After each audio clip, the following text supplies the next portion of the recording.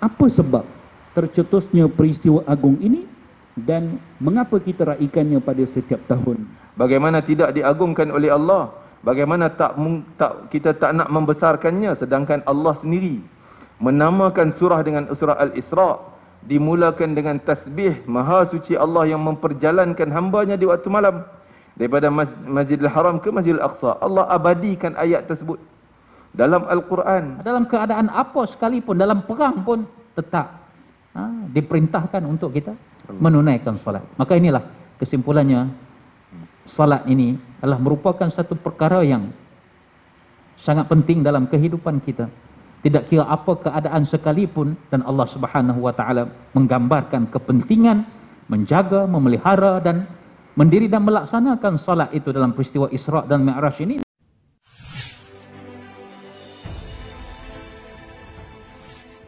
Bismillahirrahmanirrahim. Assalamualaikum warahmatullahi taala wabarakatuh. Waalaikumsalam. Alhamdulillahi rabbil alamin.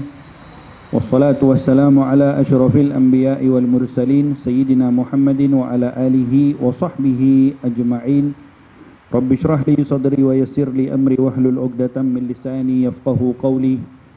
Amma ba'du. Alhamdulillah, puji dan syukur kita panjatkan kepada Allah Subhanahu wa taala. Selawat dan salam kepada junjungan Nabi besar kita, Nabi agung kita, Nabi Muhammad sallallahu alaihi wa ala alihi wasallam. Tuan-tuan, puan-puan, para hadirin hadirat yang dirahmati, yang dikasihi Allah, pada malam ini kita berhimpun sekali lagi dalam satu acara yang telah pun kita mulakan pada bulan Januari lepas, iaitu Siri Forum, anjuran bersama Yayasan Taufik, Yayasan Ar-Riayah dan juga Nurflix. Pertemuan kita pada malam ini tidak lain tidak bukan adalah bersempena dengan satu peristiwa yang teragung yang ingin kita raikan, suatu kejadian yang luar biasa yang Allah Subhanahu wa taala berikan kepada junjungan Nabi besar kita, Nabi Muhammad sallallahu alaihi wa ala alihi wasallam, iaitu peristiwa Al-Isra wal Mi'raj. Untuk itu, siri kali ini kita membawakan panel-panel kita, guru-guru yang kita kasihi. Di sebelah kiri saya, panel yang pertama, Al-Fadil, guru yang kita kasihi, Ustaz Haji Azyan bin Man, yang merupakan ahli lembaga pemegang amanah Yayasan Ar-Riayah, juga yang sering kali kita dengarkan nasihat-nasihat beliau di Yayasan Taufik sendiri di sini di Musalla Al-Abrar, juga merupakan mudir Ribatul Quran, dan juga merupakan seorang pendakwah yang seringkali kita kedengaran suara beliau, nasihat beliau di Facebook, di radio dan sebagainya. Alhamdulillah, hari ini kita berkesempatan bersama dengan Al-Fadil Ustaz Haji Azyan. Ahlan wa sahlan Ustaz. Dan di sebelah sana, panel yang kedua kita yang kita raikan kedatangannya pada malam ini, Al-Fadil Ustaz Haji Zakaria bin Osman, merupakan ketua unit hubungan korporat Jabatan Kemajuan Islam JAKIM, dan juga merupakan pengerusi Surau Putra Al-Amin. Kalau dulu Habib Ali Zainal Abidin biasa program di Surau Putra Al-Amin, membawakan pengajian Jalsa Isnin. Jadi surau itu Masya Allah Tabarakallah di bawah naungan Al-Fadil Ustaz sangat meriah sampailah ke hari ini. Alhamdulillah, kita merasa berbesar hati kehadiran Al-Fadil Ustaz pada malam ini untuk bersama-sama kongsikan ilmu bersama dengan kita. Cuma istimewanya malam ini, sebenarnya Ustaz Zakaria adalah seorang selebriti yang biasa jadi moderator di TV. Tapi hari ini kita tukar sikit. Kita tukar sikit. Saya mengambil tempat untuk menjadi moderator, dan kita raikan Al-Fadil Ustaz kerana moderator beliau ni level-level panel dah. Jadi malam ini kita berikan peluang untuk Al-Fadil Ustaz untuk kita mengambil ilmu sebesar-besarnya pada malam ini. Dan hadirin hadirat yang dirahmati oleh Allah, kalau kita melihat peristiwa Al-Isra wal Mi'raj adalah suatu peristiwa yang seringkali kita pelajari setiap tahun. Peristiwa Al-Isra' wal Mi'raj, setiap tahun ketika kedatangannya di dalam bulan Rajab, kita akan sentiasa diingatkan dengan peristiwa ini. Kita sentiasa akan meraihkan peristiwa agung ini, dan peristiwa ini bukanlah kali pertama kita anjurkan di sini. Setiap tahun kita akan anjurkan, setiap tahun kita dengar peristiwa Al-Isra' wal Mi'raj. Maka peristiwa agung ini berlaku kepada baginda Rasulullah sallallahu alaihi wasallam. Sudah pasti ianya dengan sebab dan juga hikmah yang tersendiri. Allah Subhanahu wa taala jadikan peristiwa ini adalah tepat pada masanya dan mempunyai sebab-sebab yang tertentu. Kenapa peristiwa ini adalah demikian rupa? Kalau kita lihat secara umum, banyak beza antara Isra' Mi'raj dengan peristiwa-peristiwa yang lain. Contohnya dalam peristiwa hijrah Rasulullah lah contoh. Yang berlaku peristiwa hijrah tu kepada Nabi Muhammad SAW. Tetapi tidak seperti mana berlaku dalam peristiwa Al-Isra'. Dalam peristiwa hijrah, Nabi kita mengambil masa yang lama perjalanan. Lebih 1 minggu perjalanan, walhal daripada Mekah pergi ke Madinah. Tapi dalam Isra' Mi'raj berlaku pada waktu yang sangat sekejap. Maka di sana menunjukkan kepada kita peristiwa Al-Isra' wal Mi'raj ini adalah satu peristiwa yang khusus, mempunyai undang-undang yang tertentu, dan pasti di sana mempunyai sebab-sebab yang tertentu. Kenapa peristiwa ini Allah Ta'ala jadikan sedemikian rupa, tidak seperti mana peristiwa-peristiwa yang lain? Yang saya akan tujukan soalan ini kepada Al-Fadhil Ustaz Azian untuk kongsikan kepada kita, ceritakan kepada kita apa sebab tercetusnya peristiwa agung ini dan mengapa kita raikannya pada setiap tahun. Falyatafaddal Ustaz. Assalamualaikum warahmatullahi wabarakatuh. Waalaikumsalam. Alhamdulillahirabbil alamin, wassalatu wassalamu ala rasulil amin wa alihi wa sahbihi ajma'in. Amma ba'. Terima kasih banyak-banyak, jazakallah khairal jazak kepada Al-Fadhil Ustaz Bashir Muhammad Al-Azhari selaku moderator, dan yang saya sangat hormati Al-Fadhil Ustaz Zakaria Osman selaku panel bersama dalam majlis kita pada malam ini.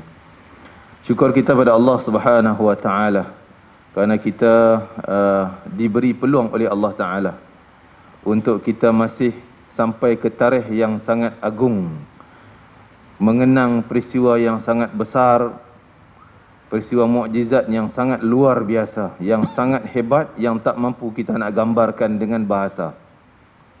Tetapi peristiwa itu merupakan peristiwa sebagai penentu antara beriman ataupun nifaq dan kufur, na'udzubillah min dzalik. Sebab itu peristiwa ini berlaku seperti yang Al-Fadhil Ustaz Bashir sebut tadi, tepat pada tempatnya, tempat pada masanya. Kerana itu bukan berlaku secara kebetulan. Setiap yang berlaku pada Rasulullah dan berlaku pada bila-bila pun, semuanya adalah ada takdir yang telah ditentukan oleh Allah Ta'ala. Dan sudah pasti ada hikmah, kebijaksanaan Allah yang sangat luar biasa.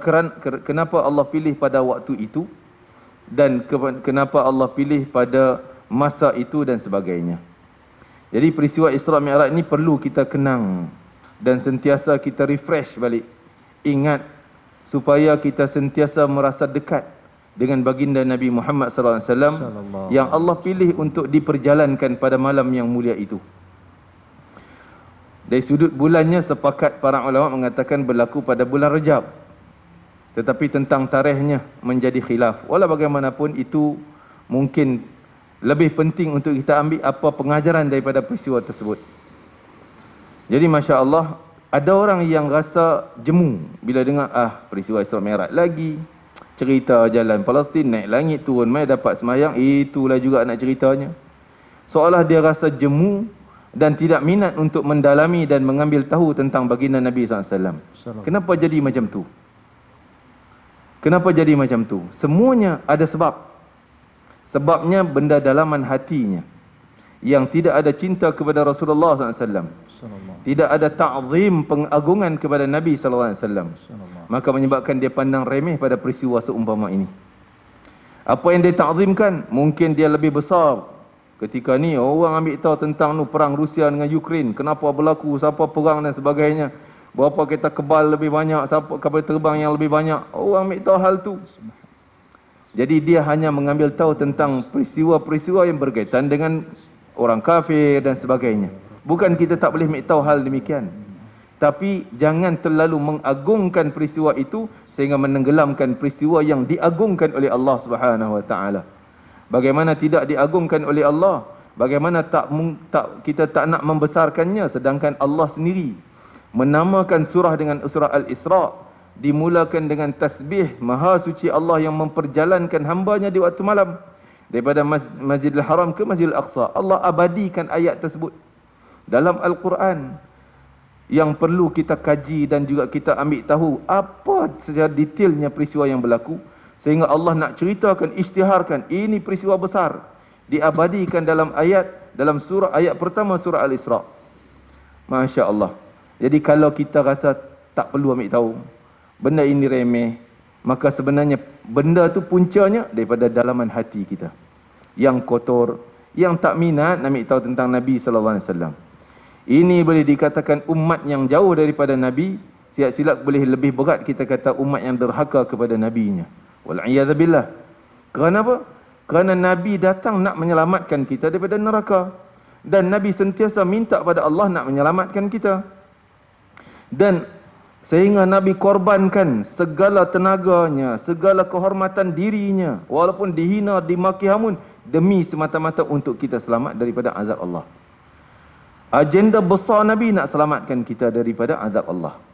Kenapa kita tak masuk dalam agenda besar untuk ingat baginda Rasulullah SAW? Sebab tu boleh kita kata derhaka lah. Kalaulah si ibu yang banyak bakti pada anak, daripada kecilnya, Masya Allah, mengandung lagi, melahirkan dalam keadaan hampir-hampir mati si ibu tu, nak melahirkan anak. Menyusunya sekian-sekian lama bertahun. Yalah, kencing, berak, semua ibu yang uruskan. Makan, minum daripada kecil. Cuba kita bayang tengok pengorbanan ibu sangat hebat. Tetapi bila besar, dia tendang ibunya. Dia tak mau ambil tahu kisah ibu, susah payah ibu. Lantak dia lah punya pasal lah.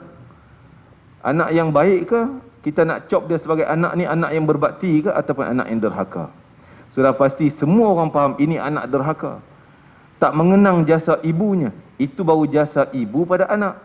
Ini jasa Nabi kepada seluruh umat. Maka perlu dan sangat perlu, sangat penting untuk kita ambil tahu, cakna dengan peristiwa-peristiwa yang seumpama ini. Lebih-lebih lagi ianya diabadikan dalam Al-Quran. Kalaulah kita pandang remeh, berarti hati kita yang berpenyakit, hati kita yang sakit, hampir-hampir dah mungkin nazak dah hati kita, sehingga peristiwa Isra Mi'raj pun rasa jemu nak dengar, rasa jemu nak ambil tahu. Sedangkan ia berlaku, Masya Allah, mungkin ditanya tadi apa sebabnya. Hikmah yang paling besar sebabnya adalah Allah yang maha mengetahui. Tetapi kalau kita tengok dari susunan peristiwa, Nabi mempunyai peristiwa-peristiwa yang menyedihkan sebelum berlakunya Isra wal Mi'raj.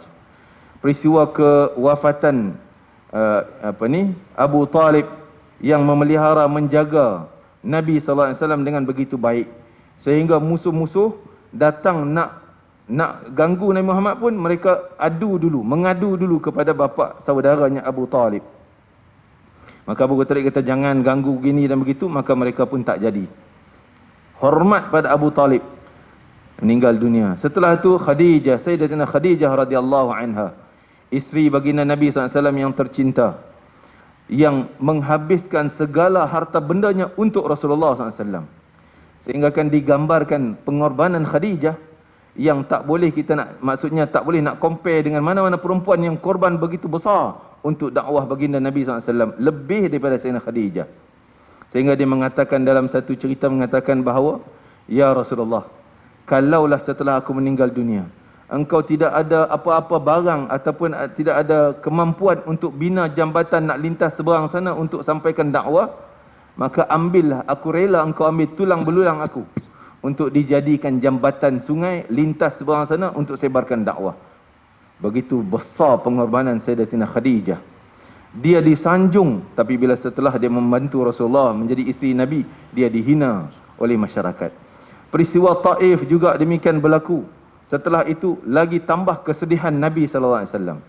Maka Nabi adalah kekasih Allah. orang yang sangat dicintai oleh Allah, semulia-mulia makhluk, sudah pasti Allah akan jaga baginda Nabi sallallahu alaihi wasallam. Wallahu ya'simuka minan nas. Allah akan jaga engkau daripada segala manusia, kejahatan-kejahatan mereka. Walaupun kita tahu peristiwa ke Taif kena baling batu, macam Allah tak jaga, tidak. Kerana peristiwa ini ada hikmah semuanya. Sehingga bila balik dalam keadaan Rasulullah tidak bergantung kepada mana-mana. Mungkin kita ni juga kadang-kadang Allah nak didik kita tanpa kita sedar.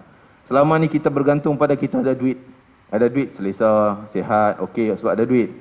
Sebab ada kereta, sebab ada kawan boleh tolong, sebab ada itu, ada ini. Kita bergantung pada makhluk sekeliling kita. Kadang-kadang Allah nak didik kita sehingga kawan kita tak peduli pada kita. Jangan kita pandang serong, sedangkan Allah nak didik supaya kau jangan bergantung pada kawan kau. Aku ada. Kadang-kadang kita sehingga putus kewangan, tak ada duit, tak tahu dah nak minta apa saja, sehingga kita, ya Allah, Allah nak didik supaya engkau bergantung pada aku, pada Allah Subhanahu Wa Taala. Tinggalkan pergantunganmu kepada harta benda. Begitu juga dengan sekian-sekiannya yang lain. Maka itulah pendidikan pada Nabi Muhammad SAW, sehingga Nabi ini akhirnya Allah beri berita yang baik. Perjalanan yang begitu indah, perjalanan yang begitu indah, sehingga Allah jalankan dalam perjalanan yang jauh tapi dalam masa yang sangat singkat. Ini menunjukkan kebesaran Allah, kemampuan Allah Ta'ala yang maha berkuasa untuk memperjalankan Nabi SAW. Dan kalau kita tengok, terakhir kita nak sebut daripada pusingan ni, iaitu Allah, seolah agenda besar Allah nak sampaikan, iaitu kabar ataupun berita tentang kewajiban salat. Kita tahu dia ambil daripada di langit yang 7, disampaikan oleh Allah Subhanahu Wa Ta'ala. Tapi kalau kita fikir dengan akal, kenapa Allah nak naikkan Nabi ke Sidratul Muntaha? Tak langsung je Mekah, zam, naik ke langit. Boleh tak? Boleh je. Kenapa nak bawa pula Nabi sampai ke Palestin, naik ke langit, turun pula Palestin, mungkin turun Mekah lagi shortcut kan? Lagi singkat. Itu pada akal kita. Nak disebutkan bahawa semua benda yang berlaku ni kadang-kadang akal kita tak mampu nak fikir. Dan semua peristiwa mukjizat yang berlaku pada Nabi Muhammad SAW, peristiwa yang boleh kita kata tak masuk akal, tak dijangkau oleh akal yang waras. Tak. Kalau kita fikir guna akal tak guna iman, sudah pasti kita akan tolak. Itu yang dibuat oleh Abu Jahal dan geng-gengnya. Sehingga mereka cerita, peliklah engkau ni, ini cerita orang gila ni. Satu malam pergi sampai Palestin, naik ke langit 7, turun Palestin, balik mai. Dah sebelum subuh dah sampai. Ini gila punya cerita. Kami pergi Palestin, sebulan pergi, sebulan balik. Mana mungkin satu malam je. Ini guna akal. Maka nak menunjukkan bahawa segala perintah Allah, segala ketetapan Allah, terkadang akal kita tak mampu nak fikir kenapa jadi macam tu, apa sebabnya. Tetapi kita terima dengan iman yang ada dalam dada kita. Seperti mana Sayyidina Abu Bakar As-Siddiq, dia mengatakan kalau itu datang daripada mulut Muhammad, perjalanan yang lebih jauh, cerita yang lebih jauh, dan aku akan yakin dan percaya, beriman. Masya Allah. Inilah kesimpulannya bahawa Allah Ta'ala mampu menjalankan, dan juga Allah Ta'ala mampu menggembirakan baginda Nabi Muhammad SAW, dan dengan peristiwa yang sangat indah yang perlu kita teliti. Dan insya Allah kita akan ambil iktibar daripada peristiwa-peristiwa yang berlaku. Walaupun pada malam ni mungkin kita tak mampu nak cerita semua lah Ustaz kan, tapi walaupun apa kita petik apa yang perlu dan jadikan panduan kita insya Allah. Allah a'lam.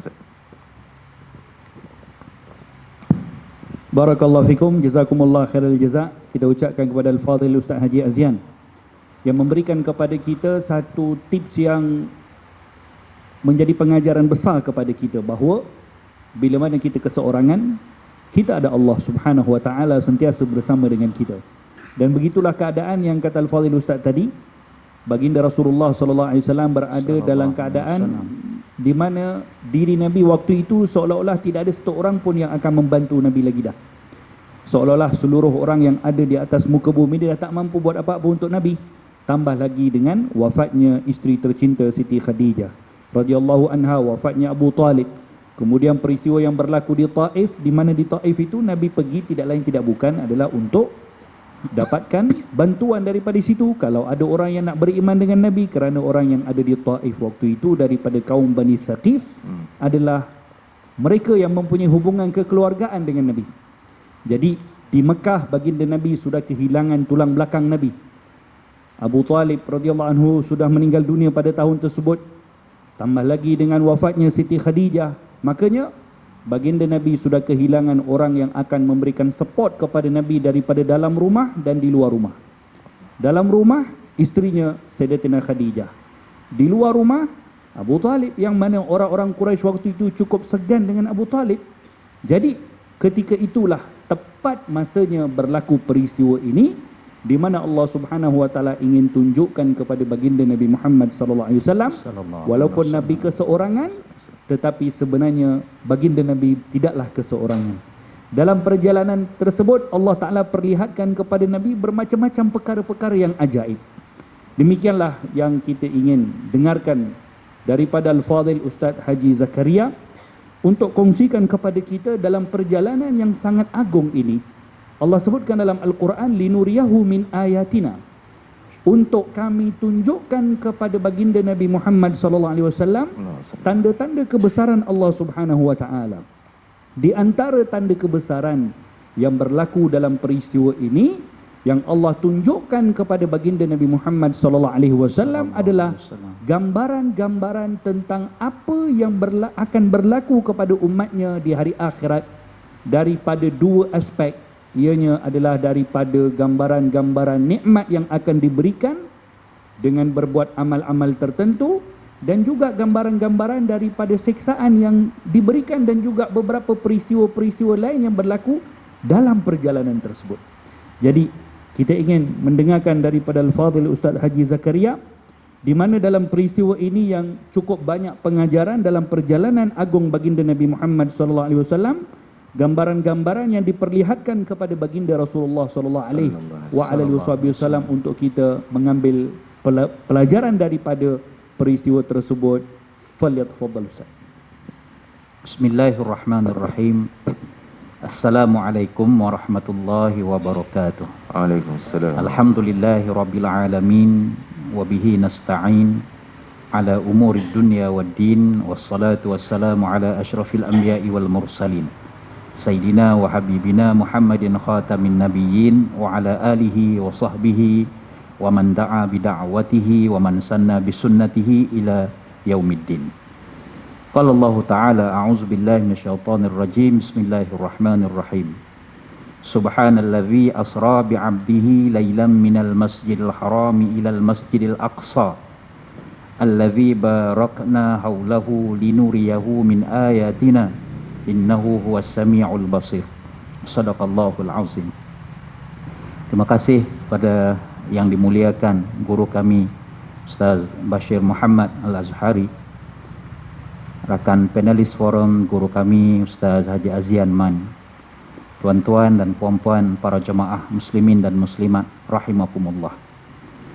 Pertamanya saya bersyukur kehadrat Allah Subhanahu wa taala atas undangan khusus oleh Fadil Ustaz Bashir ke atas diri saya untuk hadir dalam majlis ilmu pada malam ini, dan istimewa jemputannya sebagai panel. Seperti yang Ustaz Bashir sebutkan tadi, ya, saya berkecimpung dalam dunia pentas forum perdana, khususnya forum perdana ehwal Islam di sebuah rancangan televisyen hampir 20 tahun. Dan dalam tempoh 20 tahun itu saya hanya berada pada kerusi sebagai pengerusi ataupun sebagai moderator semata-mata. Di banyak tempat, di istana sampai ke belantara, kita mengadakan rancangan-rancangan yang mendapat tempat di hati masyarakat. Saya bertindak sebagai moderator. Jadi pada malam ini, tuan-tuan, puan-puan yang dirahmati Allah sekalian, saya bertindak selaku panel, dan panel yang kedua setelah panel yang pertama tadi. Saya mengamati, saya mengambil iktibar, saya mengambil pengajaran apa yang disampaikan oleh Ustaz Azian. Dan seperti yang Ustaz sebutkan bahawa walaupun kita saban tahun kita memperkatakan tentang peristiwa agung yang dianugerahkan khusus ke atas Nabi Muhammad sallallahu alaihi wasallam, dan kita sentiasa mengulang dan mengulang dan mengulang tanpa rasa jemu, tanpa rasa bosan, tanpa rasa kita katakan, ini kita pernah dengar dulu, ini kita sudah tahu, tidak perlu diulang-ulang lagi. Kerana ianya ada kaitan dengan nilai iman, dia ada kaitan dengan nilai ketakwaan kita kepada Allah Subhanahu wa taala. Maka dengan sebab itu, tuan-tuan dan puan-puan sekalian, kita berada pada malam ini tidak lain dan tidak bukan adalah untuk kita memperbaharui pelajaran kita, pengetahuan yang kita sedia ada tentang peristiwa agung yang berlaku ke atas junjungan besar Nabi Muhammad sallallahu alaihi wasallam ini. Dan dalam masa yang sama kita nak menyatakan bahawa kita percaya dan kita beriman dengan apa yang berlaku ke atas Nabi sallallahu alaihi wasallam.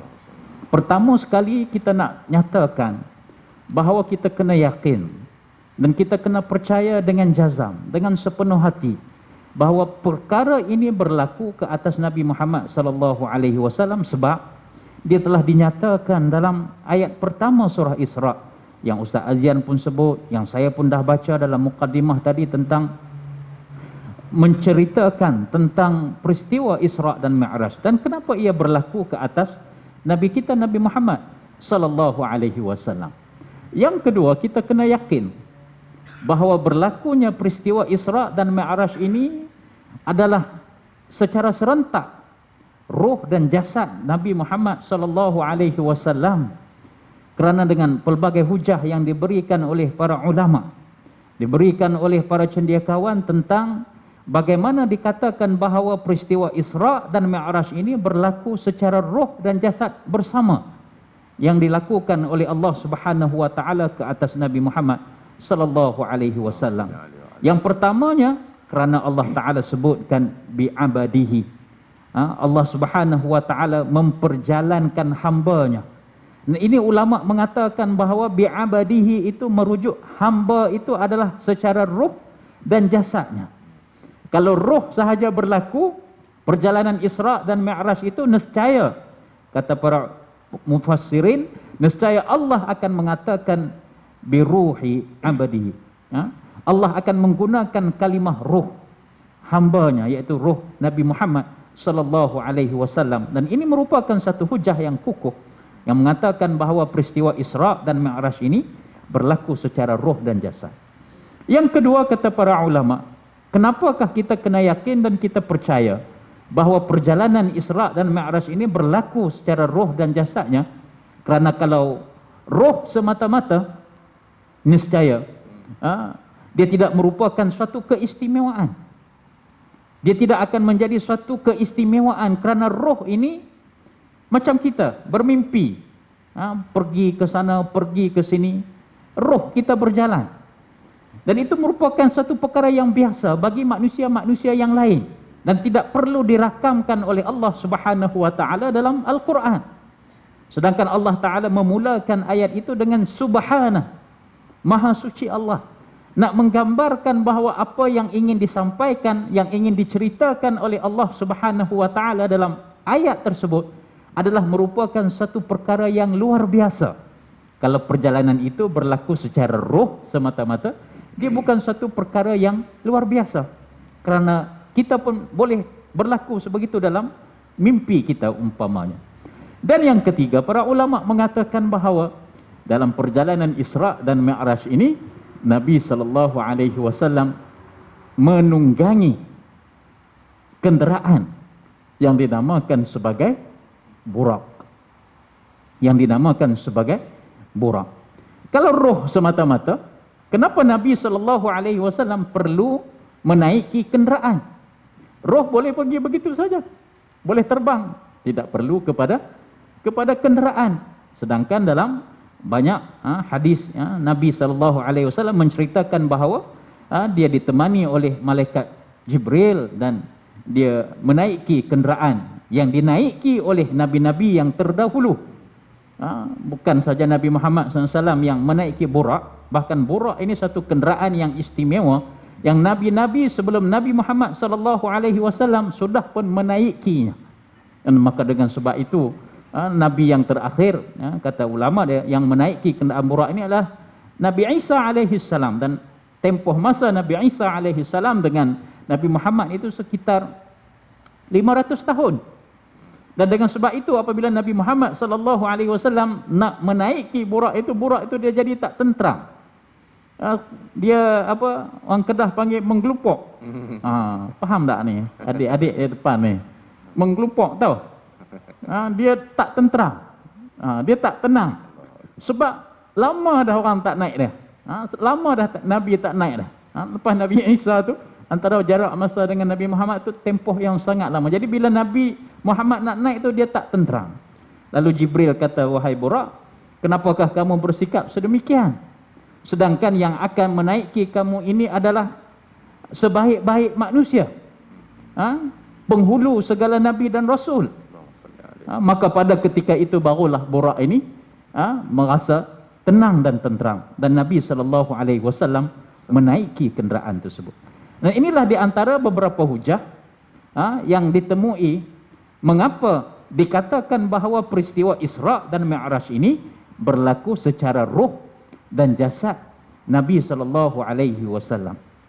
Adapun yang dipertanyakan oleh Ustaz Bashir sebentar tadi tentang beberapa peristiwa-peristiwa yang dipertontonkan kepada Nabi Muhammad SAW. Dalam peristiwa Isra' pun Nabi SAW dipertontonkan, ditunjukkan dengan perkara-perkara yang luar biasa. Dan peristiwa Mi'raj sekalipun kita kena faham ya, Isra' adalah perjalanan daripada Masjidil Haram ke Masjidil Aqsa. Mi'raj daripada Masjidil Aqsa ke Sidratul Muntaha. Itu dipanggil Mi'raj, menaik. Mi'raj itu menaik.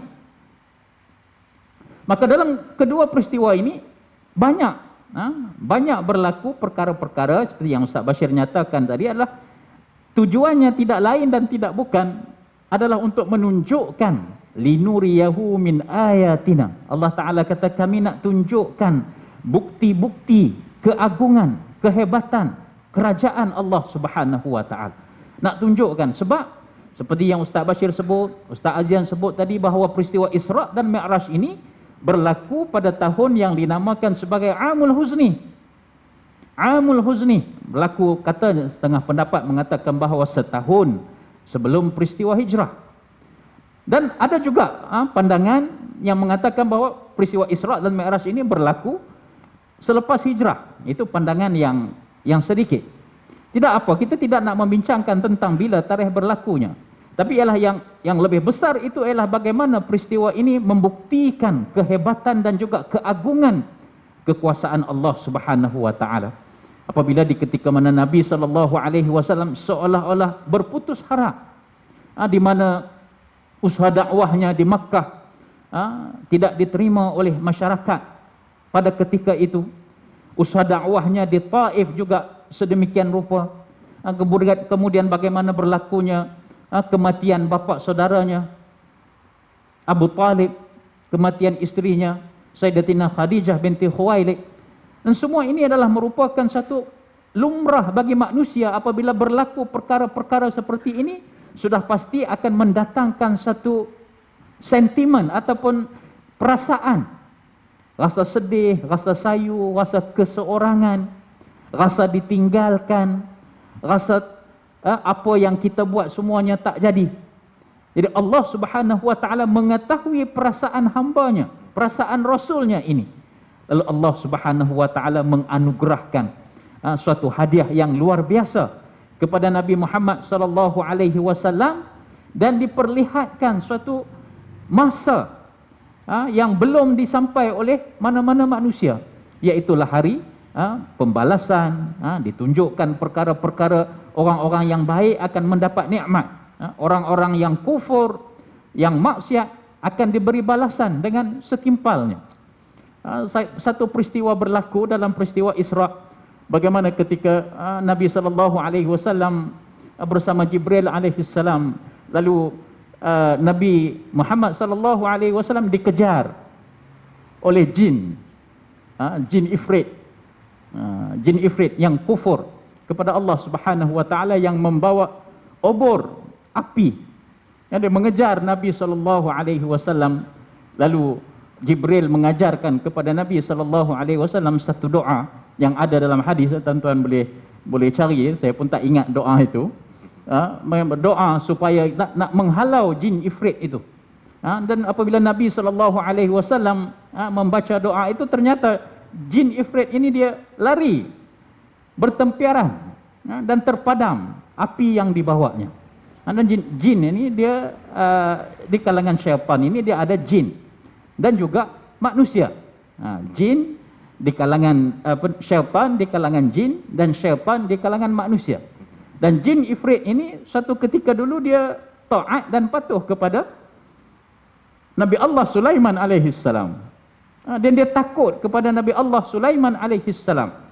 Diceritakan dalam Al-Quran tentang bagaimana sumbangan jin ifrit ini, yang apabila Nabi Sulaiman alaihissalam memerintahkan tentera-tenteranya untuk membawa singgahsana Ratu Balqis daripada Sabak untuk datang ke Palestin, yang offer pada diri pada ketika itu adalah jin ifrit.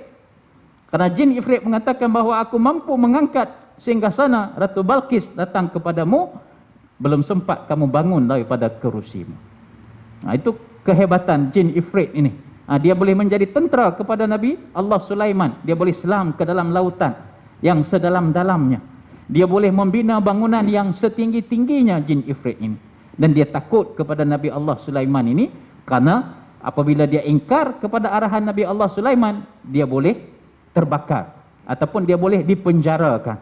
Dipenjarakan oleh Nabi Allah Sulaiman alaihissalam. Kemudian apa yang dapat kita ambil iktibar dan pengajaran di sini? Rasulullah sallallahu alaihi wasallam membaca doa supaya menghalau jin ifrit itu. Saya nak ceritakan kepada tuan-tuan, karena di kalangan umat Islam kita pada hari ini, dia masih menggunakan satu ilmu yang nak panggil jin, Ustaz. Dia bela jin dengan tujuan dia untuk melakukan kekufuran kepada Allah Subhanahu wa taala. Melakukan kemaksiatan kepada Allah Subhanahu wa taala. Dan jin ifrit ini biasanya manusia ni dia didampingi oleh 5 jin. Dan jin ifrit ini adalah salah satu daripada nama jin yang sentiasa mendampingi umat manusia ini. Dan tujuannya adalah untuk melakukan kejahatan, melakukan sihir, melakukan kemaksiatan, melakukan kemungkaran kepada Allah Subhanahu wa taala. Dan haram hukumnya kalau kita menggunakan khidmat jin ini. Walaupun demi untuk kebaikan, kerana dia boleh membawa kepada pintu-pintu kemaksiatan kepada Allah Subhanahu wa taala. Kalau Rasulullah sallallahu alaihi wasallam menghalau jin, kenapa kita nak bersahabat dengan jin yang kufur ini? Jin yang beriman okey. Jin yang beriman okey, jin yang kufur ini kita perlu jauhkan daripadanya. Kemudian dalam perjalanan Isra ini juga Nabi sallallahu alaihi wasallam terhidu bau yang semerbak, lalu bertanya kepada Jibril alaihi salam, wahai Jibril, bau apakah yang begitu harum ini? Maka kata Jibril alaihi salam, inilah baunya Masyiatah dan ahli keluarganya yang syahid, yang dibunuh oleh Fir'aun pada ketika itu. Dan dikatakan Masyiatah ini adalah tukang sikat. Kan Fir'aun seorang pemerintah, seorang raja yang disembah oleh pengikut-pengikutnya pada ketika itu, pada zaman Nabi Musa alaihi salam. Dan Fir'aun ada seorang tukang sikat kepada putrinya yang digelar sebagai Masyiatah. Dan saya difahamkan itu bukan namanya. Masyiatah ini adalah sebagai gelaran kepada tukang sikat. Dan ketika mana dia sedang sikat rambut anak kepada Fir'aun, lalu sikat itu terjatuh, lalu diucapkan Bismillah.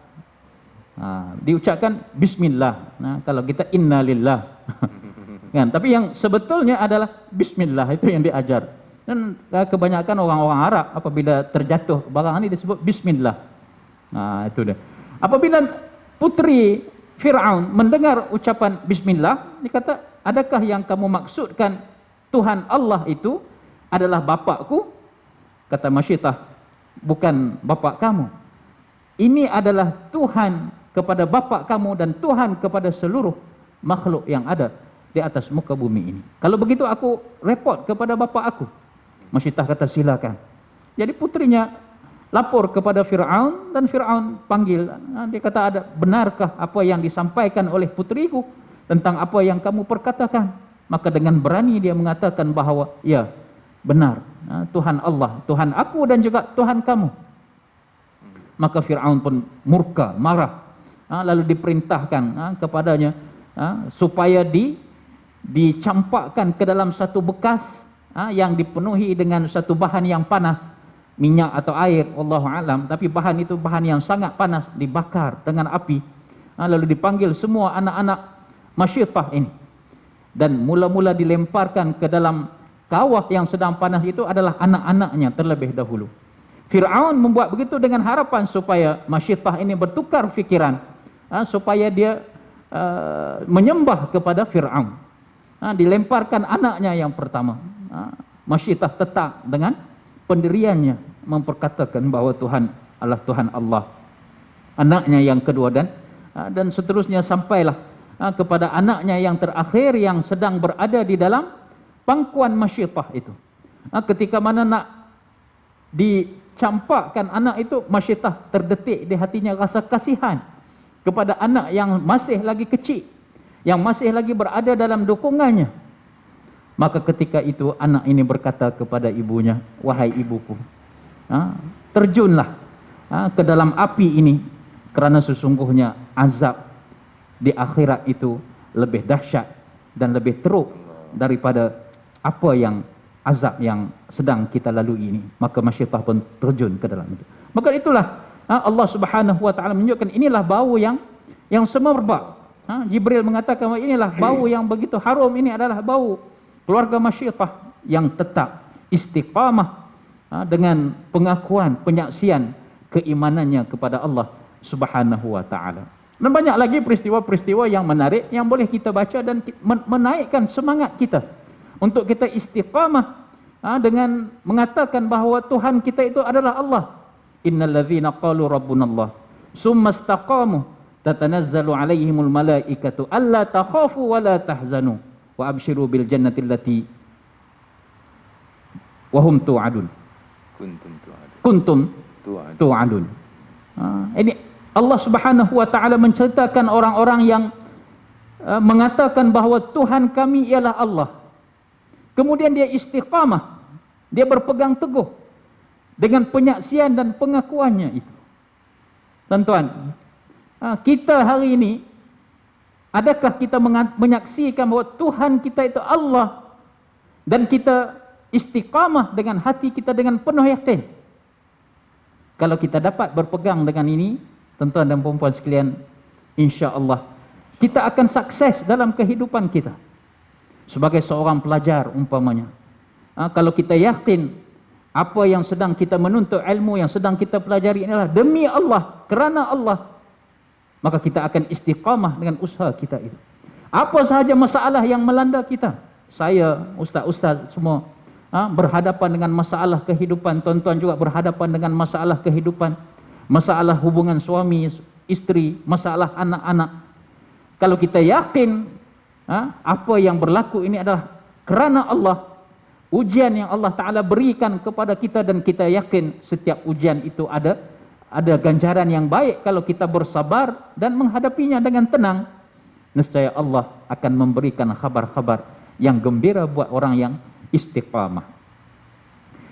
Saya rasa setakat itu dulu Ustaz Bashir.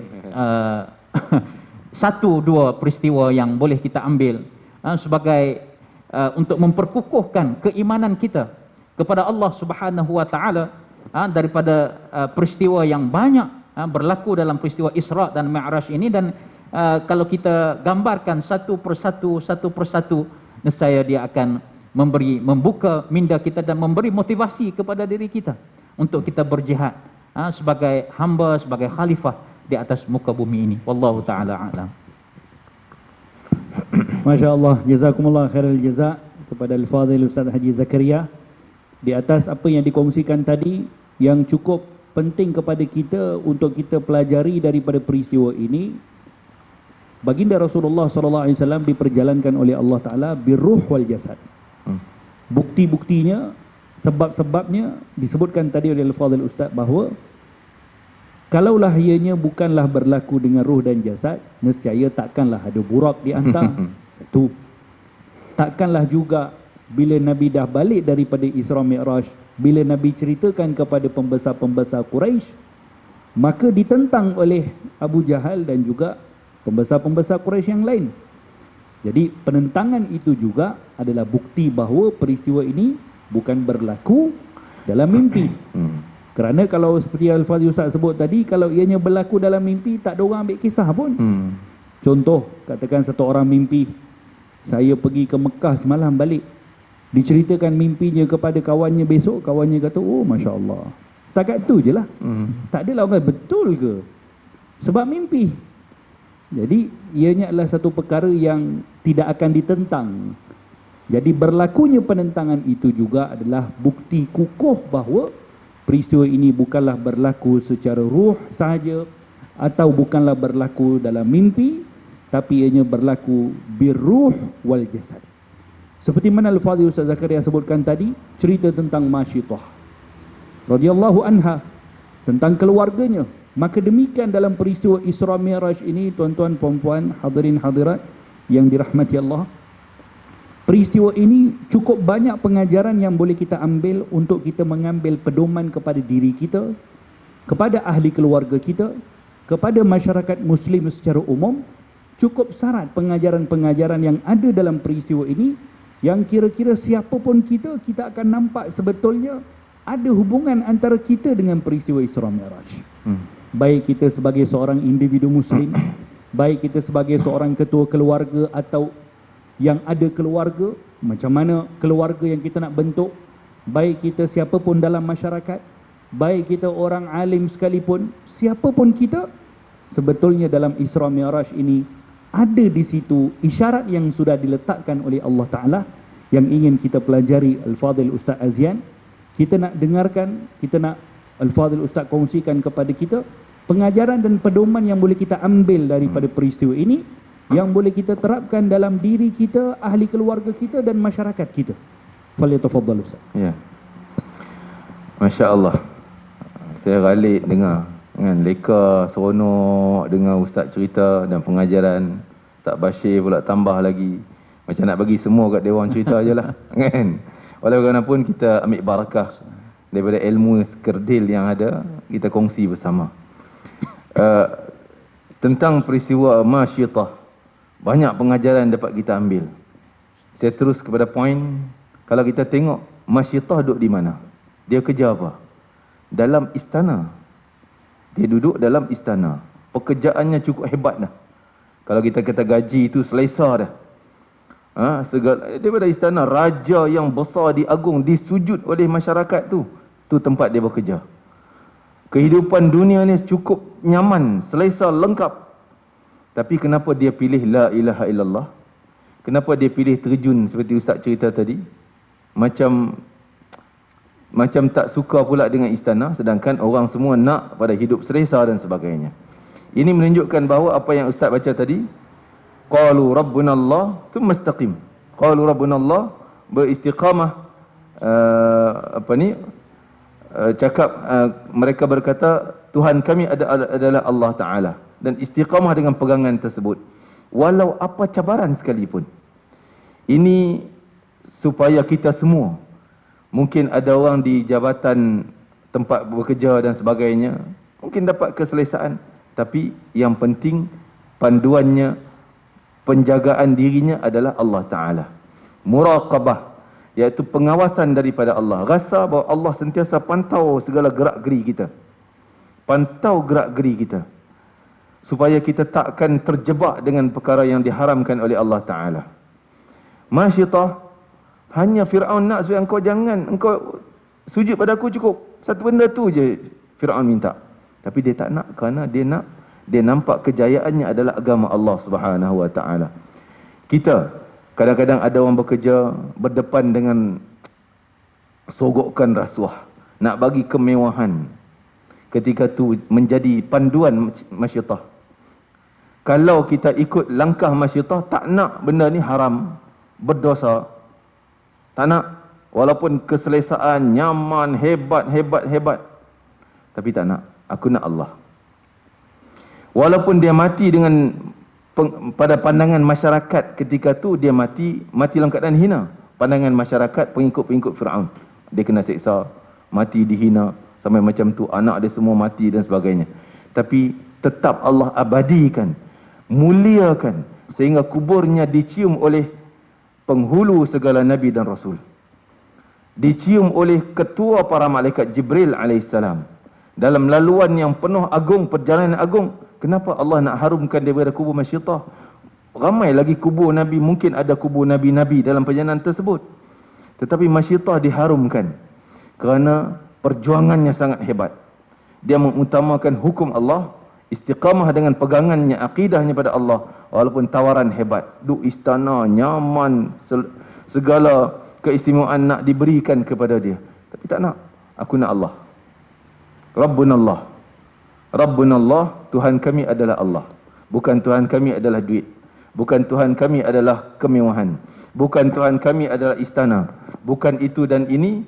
Maka kita nampak berapa ramai masyarakat yang tergiur dengan tawaran-tawaran keduniaan, sehingga ketepikan seolah Rabbuna al-mal, Rabbuna al-jah. Tuhan kami harta, ambil. Tuhan kami pangkat kedudukan, ambil. Biarlah walaupun terjebak dengan ataupun bercanggah dengan hukum Allah Ta'ala. Haram pun tak apalah, ambil dulu. Lepas ni kita beli tiket pergi Mekah lah, pergi taubat sana. Selalu orang cakap macam tu kan. Tahun ni kita daftar haji pergi sana, taubat lah apa, ambil lah 2 juta ni, 3 juta, 5 juta rasuahnya. Senang lah, lepas tu taubat lah kan. Kebanyakan orang macam tu. Tapi tengok bagaimana contoh masyiatah, walaupun nampak pandangan masyarakat ketika itu dia mati dihina, mati dalam kehinaan kerana menentang agama Fir'aun. Tapi dia dimuliakan oleh Allah. Yakinlah, kalau kita mungkin tak ambil benda yang maksiat dosa tadi, tak terjebak kerana nak jaga agama kita, syariat Allah Ta'ala, kerana kita sentiasa merasai muraqabah daripada Allah, pengawasan. Kalau buat, Allah tahu. Akhirat nanti akan dibebankan dengan azab-azab, na'udzubillah, takut. Kalau gitu pendirian kita, pasti Allah akan muliakan kita. Walaupun pada pandangan masyarakat kebanyakan mungkin nampak kau bodoh lah, tak ambil duit ni. Ambil je lah kan, ni bukan senang nak dapat juta-juta ni. Ambil je, itu taubat lah. Orang nampak dia bodoh, tindakannya tak betul. Tapi tidak. Orang yang berprinsip dengan prinsip syariat Islam, pegang dengan ajaran Allah, tetap yakin dengan Allah. Walaupun tolak, nampak rugi, dia hilang itu, hilang ini, keistimewaan itu, keistimewaan ini, tak dapat harta benda yang banyak, mungkin dia jatuh miskin. Tapi tak heran, Allah ada. Allah yang jaga, dan Allah akan muliakan dia seperti mana Allah muliakan masyiatah. Sehingga jarak kematian masyiatah, syahidnya masyiatah itu berapa ribu tahun dengan baginda Nabi, tapi harum itu masih sampai. Kerana Allah nak bagi berita tentang masyiatah yang berpendirian. Walaupun duduk dalam masyarakat yang kufar, sujud pada Fir'aun, duduk dalam istana Fir'aun dengan kemewahan, semua dia tak peduli, tak nak semua. Yang penting Allah. Ini pengajaran yang sangat besar, sangat hebat. Dan kita tengok bagaimana imannya masyiatah. Seorang ibu ni takkan rela tengok anaknya kena siksa. Takkan rela. Satu ketika baginda Nabi SAW naik kuda, dan ketika Nabi turun, nampak depannya ada seorang ibu yang sedang duduk menyelimut dan menyusu anaknya lah. Dukung anak dan sambil menyusu. Maksud tak nampak lah badan tu. Jadi Nabi test para sahabat. Bagaimana pandangan kamu kalau aku perintah si ibu tu campak anaknya, baling. Campak anak. Kan? Campak macam tu. Adakah dia taat cakap aku? Ni Nabi test.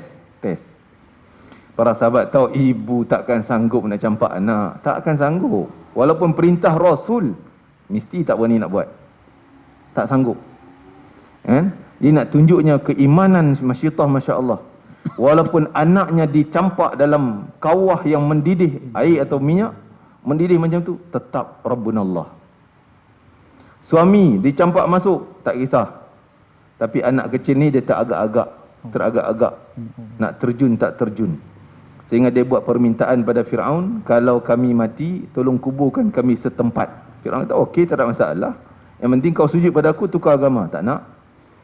Akhirnya teragak-agak nak terjun, anak tu tengok bagaimana Allah selamatkan iman bila orang betul-betul nak pegang agama. Kadang-kadang kita rasa, rugi aku tolak, nanti aku tak dapat lah, habislah, tak kena buang kerja ke, kena ambil tindakan ke, nanti dah tak ada cari makan lah. Tapi dia tak kisah.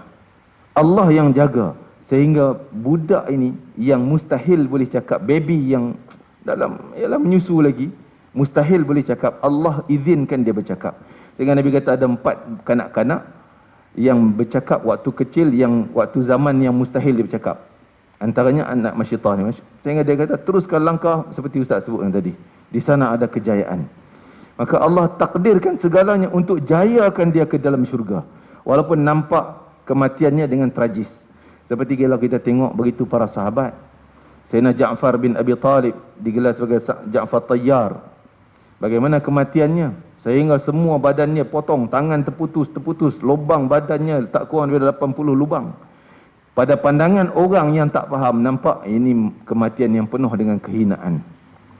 Tapi orang yang tahu Allah sayang pada jasad-jasad yang memperjuangkan agama Allah, orang tahu ini kemuliaan dia, kebanggaan dia.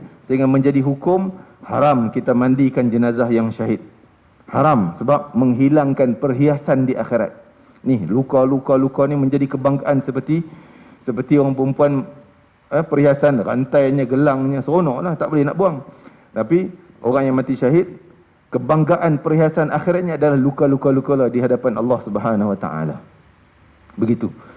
Jadi, dan satunya satu benda tadi mungkin saya sebut tak tergantung tadi, kenapa Allah perjalankan Nabi daripada Mekah pergi Palestin, naik ke langit, turun Palestin balik. Kalau Allah nak sekadar bagi hadiah solat, cukup daripada Mekah naik ke langit, kan boleh shortcut, kan?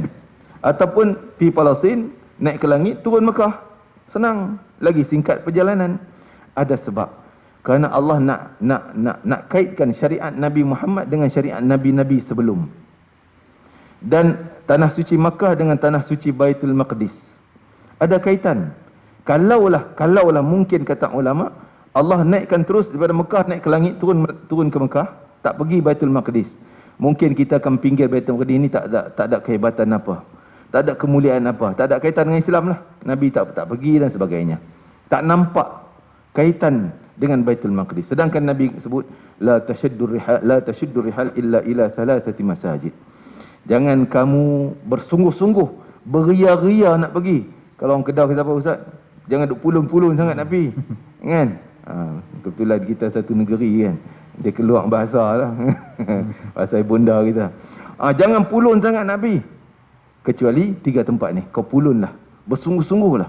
Mungkin ada halangan, pergi juga. Mungkin bayarannya tinggi, cari korban, pergi juga. 3 tempat. Maka Madinah dan juga Baitul Maqdis. Jadi ada kaitan kerana Nabi juga dibawa ke tempat demikian. Dan dikatakan semua para Nabi itu seolah center mereka, centernya kiblat mereka semua ke Baitul Maqdis. Jadi Nabi dibawa ke tempat tersebut, nak kaitkan bahawa ini Nabi yang membawa akidah yang sama dengan semua para Nabi yang bersenter di situ. Nabi Ibrahim, kalau sekarang ni Nabi Ibrahim di tempatnya disebut sebagai Hebron, Hebron. Orang tu bahasa, tak tahulah bahasa Israel lah kot. Tapi disebut, orang Arab sebut Al-Khalil, Bandar Khalil. Di situ ada makam Nabi Ibrahim, Nabi Ishak, Nabi Yaqub, suami isterinya, dan juga Nabi Yusuf dikatakan ada di situ. Keluarga Nabi Ibrahim di situ. Nabi Muhammad SAW juga adalah daripada keturunan Nabi Ibrahim AS. Disebut Nabi Ibrahim sebagai Abul Anbiya, bapa bagi para Nabi sekaliannya. Semua daripada Nabi Ibrahim itu bercabang. Keturunan daripada Ismail sehingga Nabi Muhammad SAW. Keturunan daripada Ishak, Yaqub, Yusuf, dan keturunan para Nabi Bani Israel. Daripada Yaqub ke bawahnya. Dan satu lagi daripada Madian.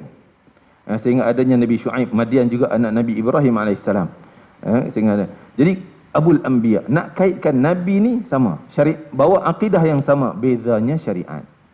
Akidah tetap Tuhan yang Maha Esa. Tidak ada Tuhan ibu, tidak ada Tuhan bapa, tidak. Hasya lillah, maha suci Allah daripada semua sangkaan-sangkaan yang tak betul. Dan kita tengok dalam perjalanan tu pula, Allah singgahkan, Jibril singgahkan Nabi, singgah di beberapa tempat. Juga semua ada kaitan dengan peristiwa ataupun dengan syariat kita. Yang pertama persinggahan, Jibril suruh turun di sini dan semayang. Nabi semayang 2 rakaat, tanya apa tempatnya? Ini adalah Yathrib, tempat engkau hijrah, tempat engkau akan wafat nanti. Turun, ambil barakah, semayang 2 rakaat. Maka ini diambil iktibar bahawa kalau kita pergi tempat-tempat yang mulia, contohnya masjid, walaupun masjid itu dah roboh, contohnya ada tempat-tempat di beberapa tempat lah yang masjid ni dah roboh, tak ada dah. Dulu contohnya Khalifah Sayyidina Umar bin Abdul Aziz, dia buat masjid tapak di atas gunung Romah. Masjid, ada masjid tu atas bukit Romah, tempat memanah kisah perang Uhud tu, Ustaz kan. Gunung Uhud sana, jadi bukit kecil itu dipanggil Bukit Ramah, tempat pemanah. 50 orang ditempatkan oleh Rasulullah manah di situ. Maka dia abadikan tempat tu, petaknya kecil, lebih kurang 2 saf 3 saf ni je, kecil. Buat masjid.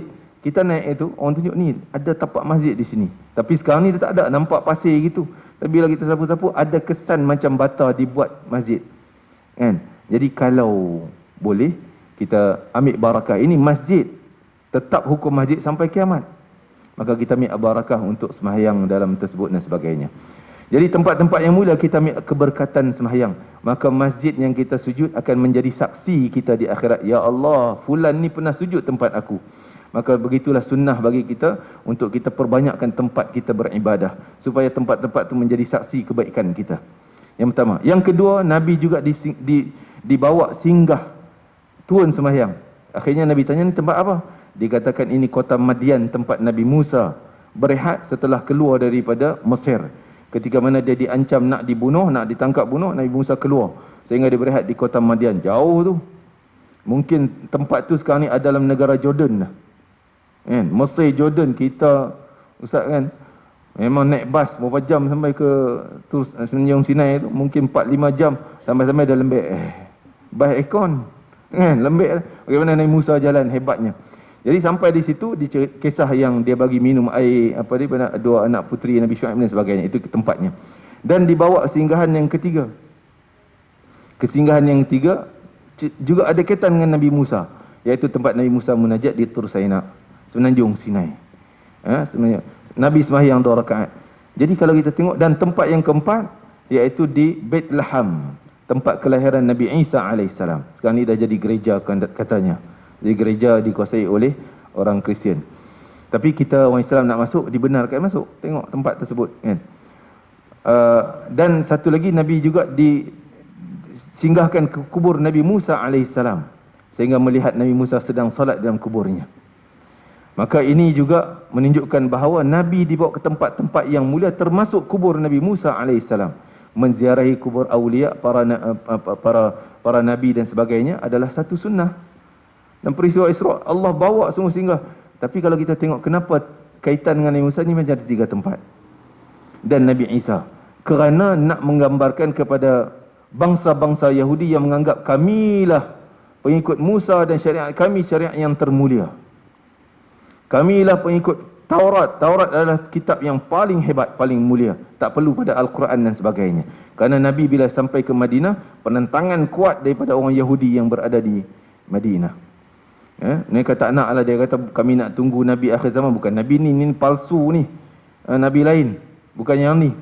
Kononnya dia memutarbelit faktanya. Dia tak nak terima Nabi Muhammad sallallahu alaihi wasallam.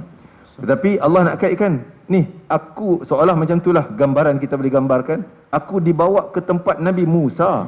Kalau aku tak, syariat aku tak sama dengan Musa, ataupun akidah aku yang Allah turunkan, kerja aku bukan kerja Nabi Musa, tak sama, sudah pasti Allah takkan ketemu dengan Nabi Musa. Buat apa kalau aku nak lawan Nabi Musa? Dan menunjukkan bahawa bila sampai ke Baitul Maqdis, Nabi dijadikan imam solat. Imam solat. Dan semua para Nabi semayang di belakang Nabi Muhammad SAW. Jibril yang bawa Nabi Muhammad menjadi imam. Nak menunjukkan bahawa syariat lain semua terbatal ikut syariat Nabi Muhammad SAW. Sembahyang Nabi Musa tak sama dengan sembahyang kita. Nabi Isa mungkin solat tak sama, memang tak sama dengan kita. Macam kita ada takbir, baca Fatihah, rokok, seperti rukun-rukun sembahyang. Tak sama. Tapi bila datang syariat Muhammad, semua solat kamu, semua hukum hakam kamu terbatal ikut Muhammad, ikut imam ni. Berarti dah turun Al-Quran, Taurat walaupun asli lagi, kalaulah masih asli, kalaulah masih suci, tetap batal, tak boleh pakai. Injil walaupun suci dan masih asli, tak ada tokok tambah, tetap batal, mesti ikut Quran.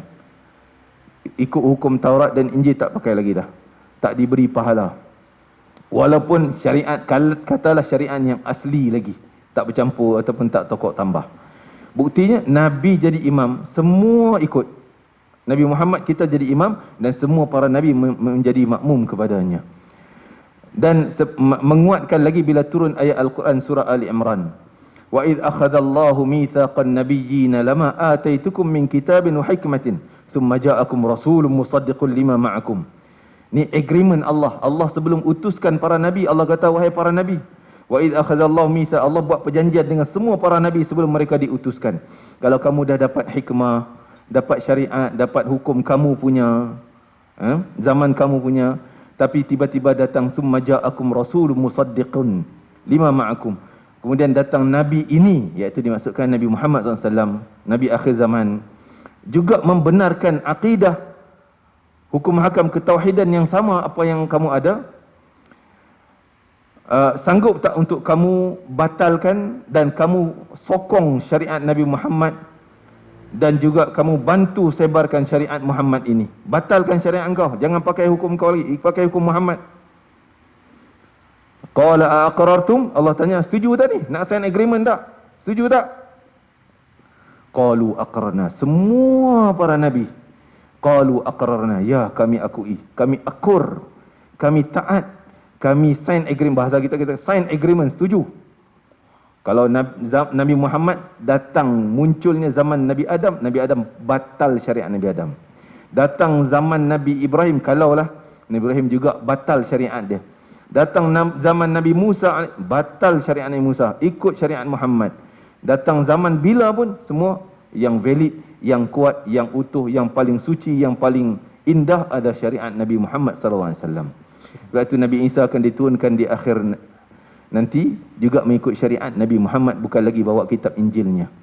Jadi itu nak sebutnya tadi, Allah bawa nak kaitkan Nabi Muhammad adalah utusan Allah seperti nabi-nabi semua sampai ke Baitul Maqdis. Nak kaitkan dengan peristiwa tersebut. Jadi kalau kita fikir, betul juga, kalau naik langit terus lagi cepat kan, lagi senang. Ni nak pergi sana, naik atas lagi banyak dan sebagainya. Masya Allah, ini hikmah yang Allah ciptakan. Dan kita yakinlah semua yang Allah aturkan, semuanya ada peristiwa-peristiwa yang boleh kita congkel dan keluarkan hikmahnya. Kalau kita tak baca kisah-kisah Nabi SAW, kisah perjalanan Isra' khususnya, sudah pasti kita tak dapat hikmah yang banyak. Seperti kisah tadi. Dan ada satu kisah dalam perjalanan juga, saya ambil terus yang mungkin Ustaz akan cerita lepas ni, kan? Kita ambil point Ustaz dah, minta maaf Ustaz.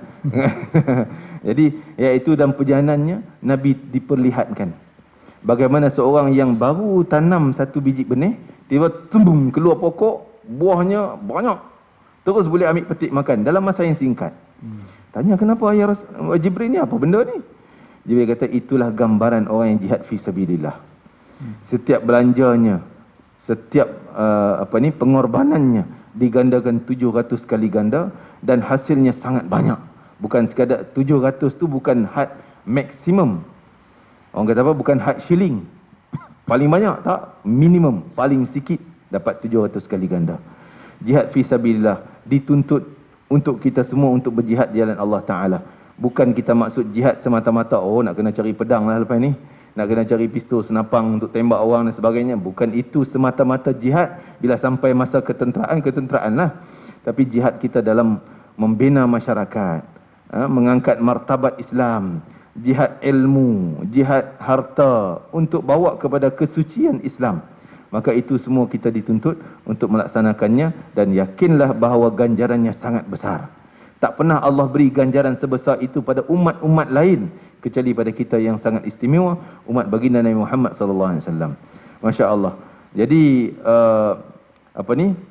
sampai di Baitul Maqdis, sehingga dalam satu riwayat Sayyidatina Maimunah radhiyallahu anha, isteri salah seorang ummul mukminin, isteri Nabi, binti Harith, dia tanya, "Ya Rasulullah, aftina fi Baitul Maqdis." Tolong bagi fatwa kat kami, apa cerita Baitul Maqdis ni, bahasa kita lah. Apa kaitan Baitul Maqdis ni? Maka Nabi kata, Baitul Maqdis adalah tempat berkumpul mahsyar nanti dan tempat berlaku peristiwa yang besar, dan kamu pergilah ke sana dan solatlah di sana. Kerana solat kamu di sana digandakan 1000 kali ganda dalam riwayat itu. Ada riwayat lain 500 dan sebagainya. Jadi 1000 kali ganda. Jadi Sayyidatina Maimunah katanya, "Ya Rasulullah, kalau kami tak mampu nak pergi macam mana?" Kan? Kalau tak mampu nak pergi pun, kamu hantarlah, sedekahlah minyak untuk dijadikan lampu. Dulu nyalakan api lampu. Itulah lampu mereka. Sedekah. Maksud ke tetap hati kamu kena ada hubungan dengan Baitul Maqdis. Dengan Baitul Maqdis. Hantar duit. Tak boleh pergi, hantar duit derma, jaga kepentingannya dan sebagainya. Dan banyak lagi lah keistimewaan Baitul Maqdis, yang mana kita sekarang ni kita tahu Baitul Maqdis dikuasai oleh Yahudi Zionis. Dikuasai, sehingga kita nak masuk masjid pun, pintu yang jaga tu tentera pegang senampang ni, tentera Israel. Muka tak ada senyum pada orang Islam, tak ada punya. Kan? Kita tanya begitu pun dia buat tak layannya. Jadi kalau dia dapat arahan tutup, kita dah tak boleh masuk. Kita orang Islam tak boleh masuk. Ni masjid, tak ada. Malah selepas Isyak, Ustaz masa di sana, selepas Isyak, dia punya guard pintu semua halau keluar cepat. Sejam sampai Isyak mesti clear masjid tu. Tapak masjid, tanah yang luas tu. Dia halau keluar. Kita pun tanya kenapa pula kena halau keluar ni, nak duduk sekejap iktikaf kat sini tak boleh. Tak boleh tutup. Semua Yahudi suruh tutup. Sebab apa? Nak bagi orang dia pula masuk. Dia ada pintu laluan dia daripada Wailing Wall tu. Wailing Wall tempat dia orang hantuk kepala tu kan. Maksudnya doa dia lah. Dia ada laluan dia buka masuk ke Baitul Maqdis. Jadi nak sebutnya bahawa sekarang dikuasai. Kenapa kita doa? Kan kita berdoa di masa kita berkumpul di Masjidil Haram malam Lailatul Qadar, malam 27 Ramadan, berdoa, "Ya Allah, keluarkanlah Yahudi Zionis daripada Baitul Maqdis, kembalikanlah kekuasaannya kepada orang Islam." Tapi semakin kuat je orang Zionis, makin ramai. Ni Ukraine perang, dia hantar, dia keluar semua orang Yahudi datang ke Palestin, bagi percuma. Sebenarnya walaupun doa kita berdoa nampak bukan tak makbul, tapi Allah tangguhkan kemakbulannya. Tak sampai masa lagi doa kita dimakbulkan. Kita minta Yahudi keluar semua, akan sampai masa demikian. Nanti kita akan satu masa nanti, kenapa kalau kita tengok kenapa Yahudi berkumpul semua, dia kutip semua Yahudi berselerak dunia ni kumpul di satu tempat di Palestin. Halau orang Arab keluar, rampas tanah, rampas rumah. Ada sebab. Sebabnya peristiwa akhir nanti setelah Imam Mahdi menguasai Baitul Maqdis, Nabi Isa pula datang. Maka Nabi Isa akan memerangi orang Yahudi, bunuh semua Yahudi di Palestin. Nabi Isa tak perlu pergi Amerika, tak perlu pergi Ukraine, tak perlu pergi Rusia nak bunuh Yahudi. Dah dia orang kumpul kat sini semua dah. Jadi ini peristiwa yang Allah atur, seolah ada rentetan setelah ini akan berlaku begitu yang ada kesesuaiannya dengan peristiwa yang akan datang di akhir zaman nanti. Ala kulli hal, kita nak sebut bahawa Baitul Maqdis tetap hak orang Islam, dan Nabi Muhammad juga diperjalankan ke tempat tersebut untuk dikaitkan bahawa utusan Nabi Muhammad sama dengan utusan para nabi yang diutuskan sebelum Nabi Muhammad SAW. Wallahu alam. Mungkin terlajak pula Ustaz, silakan. Hubungan dengan orang-orang soleh, link kita sentiasa kena ada dengan orang-orang soleh. Itu di antara poin yang Ustaz sebutkan tadi pada awal tadi. Kenapa baginda Rasulullah SAW dalam perjalanan ini dijumpakan dengan para anbiya, dijumpakan, dibawa ke tempat-tempat orang soleh seperti Masyita, pergi makamnya Nabi Ibrahim, pergi tempat kelahiran Nabi Isa, pergi ke Madinah, lagi ke Yathrib. Ini semua adalah menunjukkan kepada kita perjalanan agung baginda Rasulullah SAW dalam peristiwa Isra Mi'raj, tetap juga dihubungkan dengan orang-orang soleh. Demikianlah tuan-tuan perempuan yang dirahmati oleh Allah, Di dalam kehidupan kita juga tidak boleh berpisah hubungan kita dengan orang-orang soleh. Kena datang ke majlis kalau mana dalam majlis tersebut ada orang-orang soleh. Kita ini kalau ada orang soleh di kampung kita, di tempat kita, jangan sampai kita tak kenal. Jangan sampai anak-anak kita tak pernah jumpa wajah orang-orang soleh. Ini pengajaran cukup penting. Walaupun baginda Nabi Muhammad adalah Sayyidus Salihin, tak ada lagi orang soleh melebihi daripada Rasulullah sallallahu alaihi wasallam. Baginda penghulu kepada sekalian orang-orang soleh. Tapi kenapa dalam perjalanan agung ini bawa ke tempat Nabi Isa, bawa ke tempat Nabi Ibrahim di Palestin, bawa ke tempat Nabi Musa, bawa ke tempat Masyita? Semua ini mengingatkan pengajaran yang besar yang ingin ditunjukkan di sini adalah di dalam kehidupan kita untuk dekatkan diri kepada Allah Subhanahu wa taala, tidak boleh berpisah dengan orang-orang soleh. Tuan-tuan dan puan yang dirahmati oleh Allah, dalam perjalanan Isra' Mi'raj ini seperti Al-Fadhil Ustaz Zakaria sebut, Isra' lain, Mi'raj lain. Isra' ini daripada Masjidil Haram ke Masjidil Aqsa. Itu dipanggil Al-Isra'. Ada Buraq. Tapi Mi'raj daripada Masjidil Aqsa naik ke Sidratul Muntaha, itu Mi'raj. Tak ada Buraq. Kalau diukur secara logiknya, yang lebih jauh perjalanan mana? Isra' atau Mi'raj? Mi'raj lagi jauh. Tapi yang Isra' diberikan Buraq, ada kenderaan. Tapi Mi'raj tak ada Buraq. Apa sebab? Kerana kata Imam Asy-Sya'rawi rahimahullah dalam satu kitabnya menceritakan tentang Isra' Mi'raj, bahawa baginda Nabi Muhammad SAW dalam perjalanan Isra' Mi'raj ini ada 3 stage, 3 peringkat yang Allah berikan kepada Nabi, 3 mustawa. Yang pertama, sifat Nabi waktu itu, stage yang pertama, baginda Rasulullah SAW sebagai satu orang Nabi dan Rasul yang mempunyai sifat basyariyah. Yang basyariyah sesuai dengan Nabi lah, sifat manusia yang sesuai dengan maqam kedudukan mulia Nabi. Maka waktu dalam perjalanan daripada Masjidil Haram ke Masjidil Aqsa, Nabi masih lagi dalam sifat basyariyahnya, maka perlukan kepada kenderaan. Tapi daripada Masjidil Aqsa naik ke Sidratul Muntaha, itu waktu itu Nabi tak lagi perlukan kepada Buraq, kerana waktu itu baginda Rasulullah diberikan sifat malaikiyah. Sifat malaikat diberikan kepada Nabi, maka malaikat turun naik langit, tak payah kenderaan. Dan ada satu lagi mustawa, kata Imam Sya'rawi, iaitu as-sifat ma fawqal malaikiyah. Sifat yang lebih daripada sifat malaikat Allah berikan kepada Rasulullah waktu itu, iaitu bila sampai ke Sidratul Muntaha atau sebelumnya, Jibril minta excuse, ya Rasulullah, ini aku punya limit, aku tak boleh lagi pergi, sampai sini saja aku. Selepas itu Nabi keseorangan. Maka di sana baginda Rasulullah diberikan satu sifat kedudukan yang lebih lagi daripada kedudukan atau sifat yang Allah Ta'ala berikan kepada malaikat Jibril sekalipun.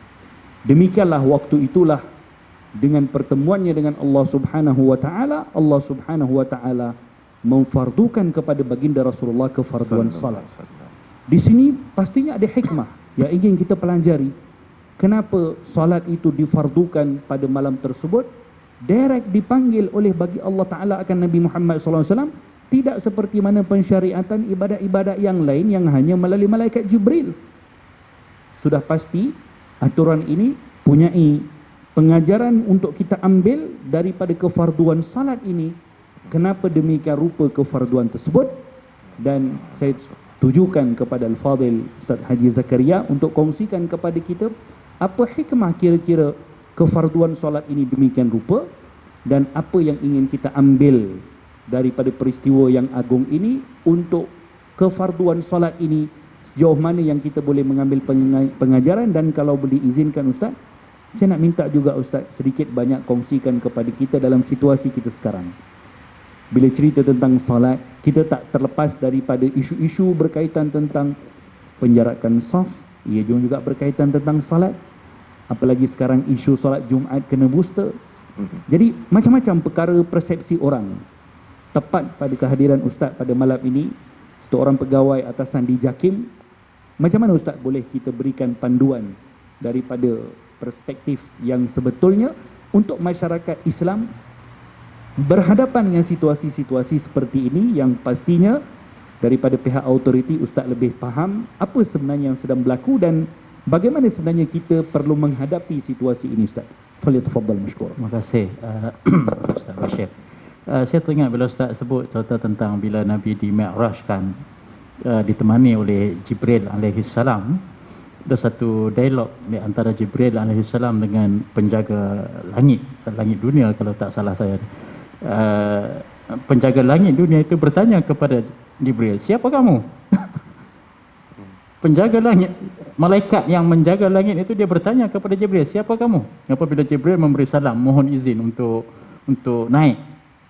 Sedangkan Jibril ini disifatkan sebagai ketua kepada para malaikat yang lain. Tapi bila Jibril bawa Nabi itu, penjaga langit itu tanya, "Siapa kamu?" "Aku Jibril." Ya, seolah-olah anak buah tak kenal bos ini. "Aku Jibril." Lalu ditanya lagi, "Siapa yang kamu bawa tu?" Ini adalah Nabi Muhammad, Nabi Muhammad sallallahu alaihi wasallam. Dia nak menunjukkan bahawa kita walaupun siapa pun kita, sampai satu tempat kita kena minta izin lah. Minta izin, respect, hormat kepada orang yang buat kerja, walaupun yang jaga parking ke apa, jaga keselamatan ke apa ke, tu respect dia. Tu Piramli dah buat dah cerita dalam apa Doremi ke apa, seniman Doremi ya. Ke seniman bujang lapuk. Seniman bujang lapuk. Tak ada bahasa ke sing tu kata kan. So maksudnya kita respect kepada siapa saja. Sama ada kita ni berjawatan, berpangkat, ilmu tinggi dan sebagainya, tapi jumpa orang yang paling kecil sekalipun, yang paling rendah di punya kedudukan pun, kita mesti respect dan kita hormat. Kita sebagai manusia biasa ini, kita ada satu penyakit dinamakan penyakit futur. Penyakit futur ini berlaku juga kepada sahabat-sahabat Nabi SAW. Di kalangan sahabat kata, kenapa ya kita bila kita duduk dengan Nabi SAW, kita ingat akhirat. Tapi bila kita balik ke ahli keluarga kita masing-masing, kita dah tak ingat lagi dah akhirat dah. Kita tak bincang lagi dah tentang syurga, tentang neraka, tentang dosa, tentang pahala. Kita balik duduk di rumah dengan anak isteri kita seronok. Tengok TV, bincang nak cari makan apa, nak minum apa, macam tu lah lebih kurang kan. Macam tu lebih kurang. Kata, aku pun rasa macam tu jugalah. Jom mari kita jumpa Nabi SAW.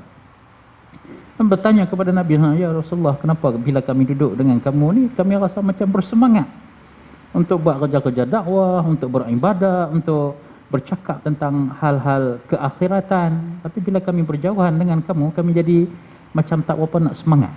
Nabi kata itu biasa berlaku. Dinamakan itu penyakit futur. Futur ni kadang-kadang kita semangat. Kadang kita rajin main duduk majlis ilmu, kita menuntut ilmu, kita belajar, kita dengar kuliah. Kadang-kadang sampai satu ketika kita rasa malas sebab dia emosi. Kadang-kadang kita rajin berdakwah, kita ajak orang buat baik, sampai satu ketika kita pun jadi naik fed up juga Ustaz kan. Fed up, malas dah nak jadi jawatankuasa ni pertubuhan tu, jawatankuasa surau, jawatankuasa masjid, malas letak jawatan lah kan. Kadang ada perasaan itu futur. Begitu juga dalam soal kehidupan kebiasaan. Nabi SAW seperti yang disebut oleh Ustaz Azian, bagaimana peristiwa Isra' dan Mi'raj ini berlaku dalam tahun yang Nabi SAW seperti kita katakan seperti down, seperti hilang semangat kerana masyarakat di Mekah, di Taif kena kehilangan orang-orang yang tersayang seperti bapa saudara dan juga isteri yang tercinta. Jadi Nabi SAW sangat keadaan sedih, jadi tidak bersemangat. Jadi dengan sebab itu Allah Subhanahu Wa Taala telah menganugerahkan ini untuk memberi suatu semangat.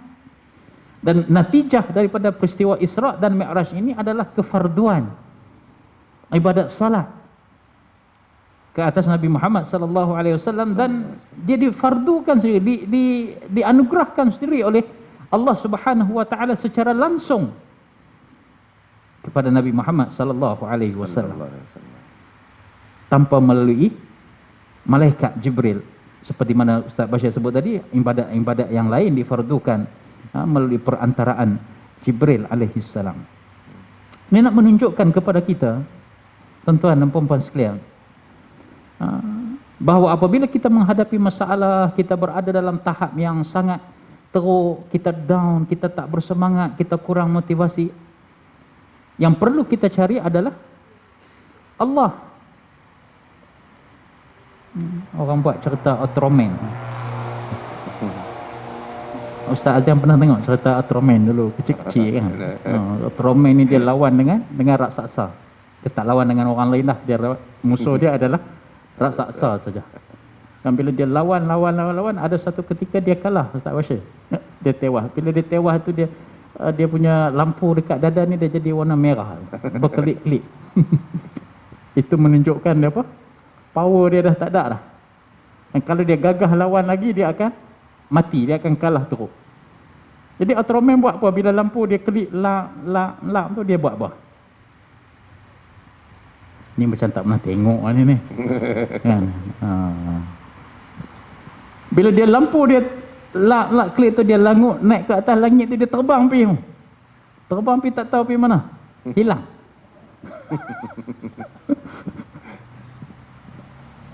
Saya terfikir tengok kata, Ultraman ni bila dia tak larat ni, bila sampai satu dia pun dah down dah, dia pun pergi cari power dia juga.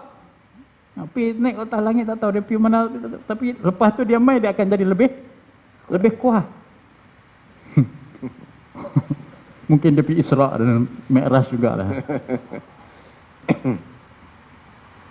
Jadi Allah nak tunjukkan bahawa bila kita berada satu tahap yang kita lemah, kita tak bersemangat, kita tak bermaya, orang tak mau tolong kita, minta itu orang tak bagi, minta ini orang tak bagi, orang buang kita, orang tak sokong, tak support kita punya idea, tak support kita punya usaha, seolah-olah kita rasa macam dah berputus harap, dah tak mau lagi dah. Dan kita jangan lupa ada satu tempat yang perlu kita mengadu, yang perlu kita cerita, yang perlu kita sampai dan perlu kita minta bantuan. Siapa dia? Tidak lain dan tidak bukan adalah Allah Rabbul Jalil. Allah suka kalau kita minta. Dan wasilah untuk kita minta dengan Allah ialah dengan cara bersolat. Wasta'inu bis sabri was salah. Minta tolonglah kepada Allah dengan sabar dan dengan cara mendirikan salat. Dan sebab itu salat ini sangat istimewa. Sangat istimewa. Kerana dia difardukan, diserahkan, disampaikan sendiri kefarduan itu kepada Nabi Muhammad sallallahu alaihi wasallam. Sehingga kan disebut oleh Nabi sallallahu alaihi wasallam, inna awwala ma yuhasabu bihi al-'abdi min 'amalihi yaumal qiyamah as-salah. Perkara pertama yang akan dihisab oleh Allah Subhanahu wa taala kepada hamba-Nya di ibadat ini adalah salat. Kalau bagus solat, kalau baik solat, dia berjaya. Kalau solat dah fail, ibadat-ibadat yang lain akan fail, akan gagal. Maka sebab itu tuan-tuan, solat ini dia merupakan satu perintah yang sangat penting untuk kita jaga kepada diri kita, kepada orang yang berada di bawah tanggungjawab kita. Siapa dia? Kalau kita sebagai ketua keluarga, sebagai suami, kita kena pastikan isteri kita solat, anak-anak kita solat. Kalau kita sebagai seorang ketua dalam masyarakat, kita kena pastikan ahli-ahli yang berada di bawah kita ini, mereka ini menjaga solat. Kalau ketua di sebuah jabatan, sebuah pejabat, sebuah organisasi, kita kena pastikan orang yang bekerja di bawah kita itu, tak kira siapa dia, pastikan mereka ini mendirikan solat. Wa'mur ahlaka bis salah wastabir 'alaiha. Perintahkan ahli kamu, siapa saja yang berada di bawah kekuasaan kita, dengan solat dan bersabar dalam mengerjakannya. Ini kenapa nak menunjukkan bahawa solat ini adalah merupakan satu ibadat yang sangat penting, sehingga dia akan dipersoalkan. Perkara yang pertama akan dipersoalkan oleh Allah Subhanahu wa taala di hari akhirat. Kita bangga kita infak banyak, kita bersedekah banyak, kita sumbang itu, sumbang ini, bagi itu, bagi ini. Tapi solat kita tak jaga. Macam mana kita nak berhadapan dengan Allah Subhanahu wa taala di hari akhirat? As-salatu imanuddin. Faman aqamaha faqad aqamad-din. Waman tarakaha faqad hadamad-din. Solat ini tiang agama. Siapa yang menunaikannya, maka dia membangun, membina agama. Siapa yang meninggalkan, maka dia telah meruntuhkan agama. Ini satu dosa yang diantara minal kabair, dosa-dosa besar ini adalah meninggal salat. Antara perkara-perkara dosa yang besar. Zina dosa besar, tapi meninggal salat itu dosa yang lebih besar. Minum arak dosa besar, tapi meninggalkan salat itu lebih besar.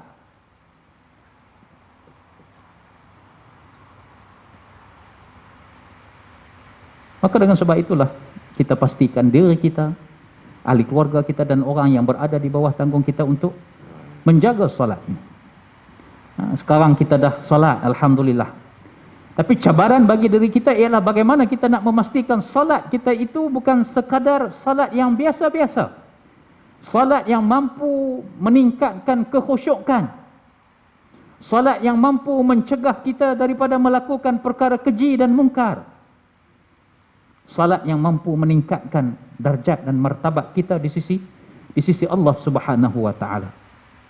Wasta'inu bis-sabri was-salah wa innaha lakabiratun illa 'alal khashi'in. Allah Taala sebutkan wa innaha lakabiratun, sesungguhnya salat itu sangat berat, sangat susah untuk dilaksanakan. Walaupun 5 waktu, kecuali orang-orang yang kualiti solatnya. Dia khusyuk ketika solat, dia akan rasa nikmat, dia akan rasa lazat, dia akan rasa manis ketika mana menunaikan solat. Ini persoalannya pada diri saya sendiri, pada kita semua. Di mana taraf kualiti salat pada diri kita selama beberapa tahun kita telah menunaikan salat ini.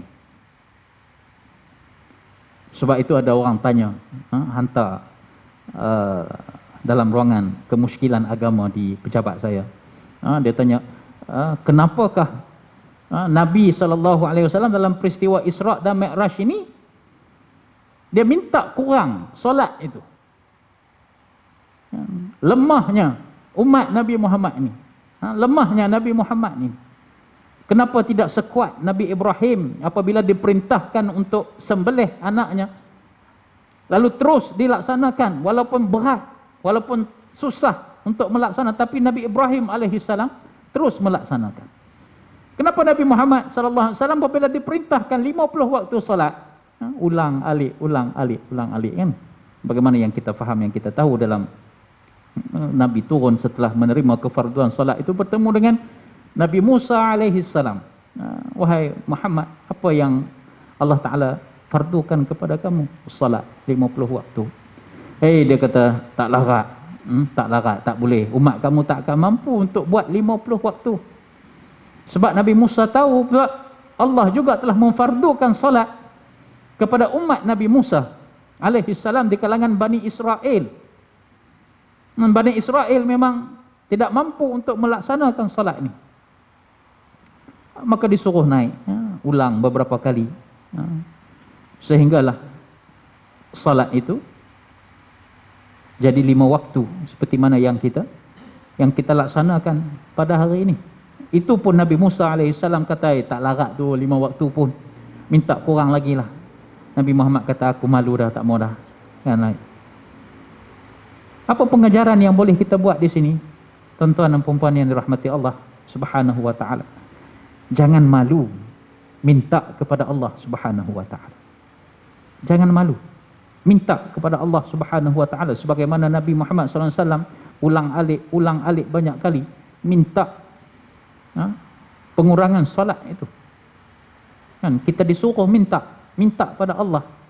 Ada masalah bagi tahu Allah, ada masalah cerita pada Allah, ada keperluan hajat minta kepada Allah Subhanahu wa taala kerana Allah sangat suka hamba-Nya yang meminta kepada dirinya. Dan Allah Taala murka kalau hamba itu sombong, tak mau minta kepada Allah Subhanahu wa taala. Minta dengan saya sekali okey. Minta kali kedua nak pinjam duit mungkin okey. Minta kali ketiga taubat, saya tak mau jumpa lagi dah.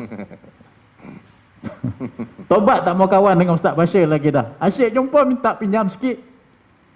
Manusia ini kalau dikerap minta, satu dua okey, masuk kali ketiga dia meluat. Nyampah lah. Dia ni tak mau. Kalau hantar WhatsApp dia, Assalamualaikum, apa khabar Ustaz? Boleh minta tu. Ni tak ada lain dah ni. Kan? 5 bulan dah tak pernah hantar WhatsApp, tiba-tiba duk tanya khabar mai ni, ada benda tu. Kita pun jawab lah, khabar baik, lama tak jumpa Ustaz, sihat ke? Sihat gini. Bolehkah nak minta tolong sikit Ustaz? Tolong lagu mana? Nak pinjam RM2,000. Kita terus nyak lah, blok terus nombor tu. Itu sebab minta kepada kita. Sebab manusia minta kepada Allah, Allah suka orang yang minta kepada diri dia. Dan Allah Ta'ala akan bagi. Itu janji Allah. Tapi kita ni jenis tak berapa nak yakin dengan janji Allah kan. Kita lebih suka minta pada manusia. Pergi jumpa orang tu, pergi jumpa orang ni, minta kabel tu, minta kabel ni, minta syafaat tu, minta syafaat ni. Boleh minta kat manusia ni sebab usaha dan ikhtiar juga. Tapi kita jangan terlalu berharap dan menaruh harap kepada makhluk melebihi menaruh harapan kita kepada Allah Subhanahu wa taala. Bagaimana? Solat. Bersolat. Dan inilah pentingnya solat ini tuan-tuan. Sebab itu kami Menteri Agama sekarang ni, Ustaz Idris Ahmad, melancarkan bulan solat kebangsaan. Sepanjang bulan Rejab ini dilancarkan seluruh negara bulan solat kebangsaan. Bukan maksud kata nak suruh solat pada bulan Rejab saja. Maksudnya adalah untuk kita meninggikan, mengangkat syiar supaya masyarakat umat Islam kita ini memberi cakna dan mengambil perhatian terhadap ibadat solat ini. Solatlah walaupun dengan SOP yang ketat. Tu Ustaz Bashir tanya tadi. Kebetulan saya ni memang wakil JAKIM dalam mesyuarat Majlis Keselamatan Negara sejak tahun 2020 lagi. Yang Majlis Mesyuarat MKN ini peringkat kumpulan kerja sebelum nak dibawa dalam mesyuarat yang difungsikan oleh Perdana Menteri itu, kita bincang dulu dalam group discussion untuk buat satu SOP, untuk buat garis panduan, untuk membincang dan memutuskan apa yang perlu dan apa yang tak perlu. Dan akhirnya disiapkan perkara itu baru diangkat kepada Majlis Keselamatan Negara yang difungsikan oleh Yang Amat Perdana Menteri dan juga sekarang ni oleh Tan Sri Muhyiddin lah. Dan memang saya ketika itu terlibat pada waktu itu pandemik kita 18 Mac 2020. Waktu itu cuti sekolah. Ramai pegawai-pegawai pada ketika itu cuti balik kampung semua. Jadi kebetulan saya tak cuti tu. Jadi bos-bos kata, tak ada orang lain dah, Ustaz Zakaria lah wakil.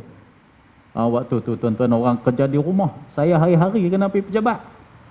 Kan pergi mesyuarat di Jabatan Perdana Menteri. Ini nak bincangkan pada waktu tu kan waktu tengah panik.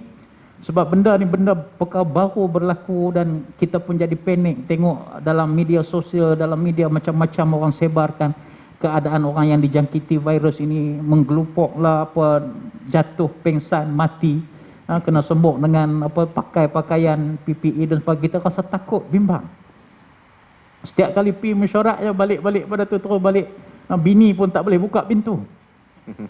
Kan takut. Terus masuk, tak duduk dalam bilik dah, terus masuk bilik ayak tu. Kan mandi tu, pakaian tu buang tu dulu. Punya dah takut pada virus tu. Kita buang takut pasal mesyuarat fizikal pada ketika itu. Bulan Mac tu 2020. Jadi saya lah duduk wakil tu, hari-hari mesyuarat. Setiap hari mesyuarat. Pasal nak pastikan keadaan masyarakat tenang, nak pastikan bagaimana kehidupan seharian berlaku dalam keadaan normal yang pada ketika itulah merupakan satu nak mencetuskan panik, tidak mau berlaku panik di kalangan masyarakat pada ketika itu. Dan wakil JAKIM saya memberi pandangan berkenaan dengan SOP hal ehwal agama ni, termasuklah SOP solat, SOP ibadat bulan Ramadan, SOP hari raya, SOP korban, SOP umrah, haji dan sebagainya pada ketika itu. Tapi bukan saya yang buat. Maksudnya saya wakil sahaja yang akhirnya akan dibawa balik, dibincang bersama dengan mufti-mufti, sahibus samahah, mufti-mufti secara dalam talian tentang SOP solat ni bagaimana nak buat. KKM punya kata tak boleh. Syaratnya tak boleh bersentuhan fizikal, tak boleh duduk lama-lama dalam satu kawasan yang tertutup. Tak boleh ni atas kapet ni sebab bimbang virus itu bila dibawa dititis melalui titisan cairan daripada manusia yang lain tu, orang lain duduk pula takut jangkit dan sebagainya. Air kolah tak boleh diceluk ni sebab saya takut merebak dan sebagainya pada ketika itu. Jadi dibawa balik dibincang dengan mufti macam mana kita nak pastikan ibadat salat di masjid di surau ini dapat dilaksanakan, tapi dalam masa yang sama kita nak elakkan daripada perkara-perkara kemudaratan berlaku kepada masyarakat pada ketika itu. Yang dibawa bincang semua mufti-mufti, semua ada. Panggil Kementerian Kesihatan bagi taklimat pada mufti-mufti ini macam mana. Di 14 buah mufti ini, 14 orang mufti ini memberi pandangan dan akhirnya SOP seperti yang kita lalui lah. Dari semasa. Walaupun berlaku perbezaan di kalangan para ashabus samahah, mufti-mufti ini ada yang begitu, ada yang bagi pandangan begini. Akhirnya dalam bab hal ehwal agama ini diserahkan kepada negeri masing-masing karena kuasa agama inilah terletak di bawah bidang kuasa ke bawah Duli Yang Maha Mulia, Duli Li Tuanku di negeri masing-masing. Walaupun dibincang di peringkat persekutuan, tapi mufti akan bawa balik sembah maklum kepada raja-raja dan juga sultan-sultan di negeri masing-masing. Itu yang menyebabkan berlaku negeri itu begini, negeri itu begini, negeri begitu begini. Dia ada sedikit perbezaan yang berlaku itu sebab kehendak di negeri itu dia bergantung kepada kemahuan pemerintah ulil amri di dalam hal ehwal agama, ulil amri di negeri-negeri tertentu. Jadi kita di JAKIM ini di persekutuan ini kita terima kecaman macam-macam, tuan-tuan. Ini JAKIM punya taurut, JAKIM ini laknatullah, kan, ikut WHO kafir, termasuk. Jadi macam-macam di label, di tohmah macam-macam. Kepada tuan-tuan dan puan semua ni, saya nak bagi nasihat, bagi pandangan lah, bahawa kita ini dalam siasah syar'iyahnya, kita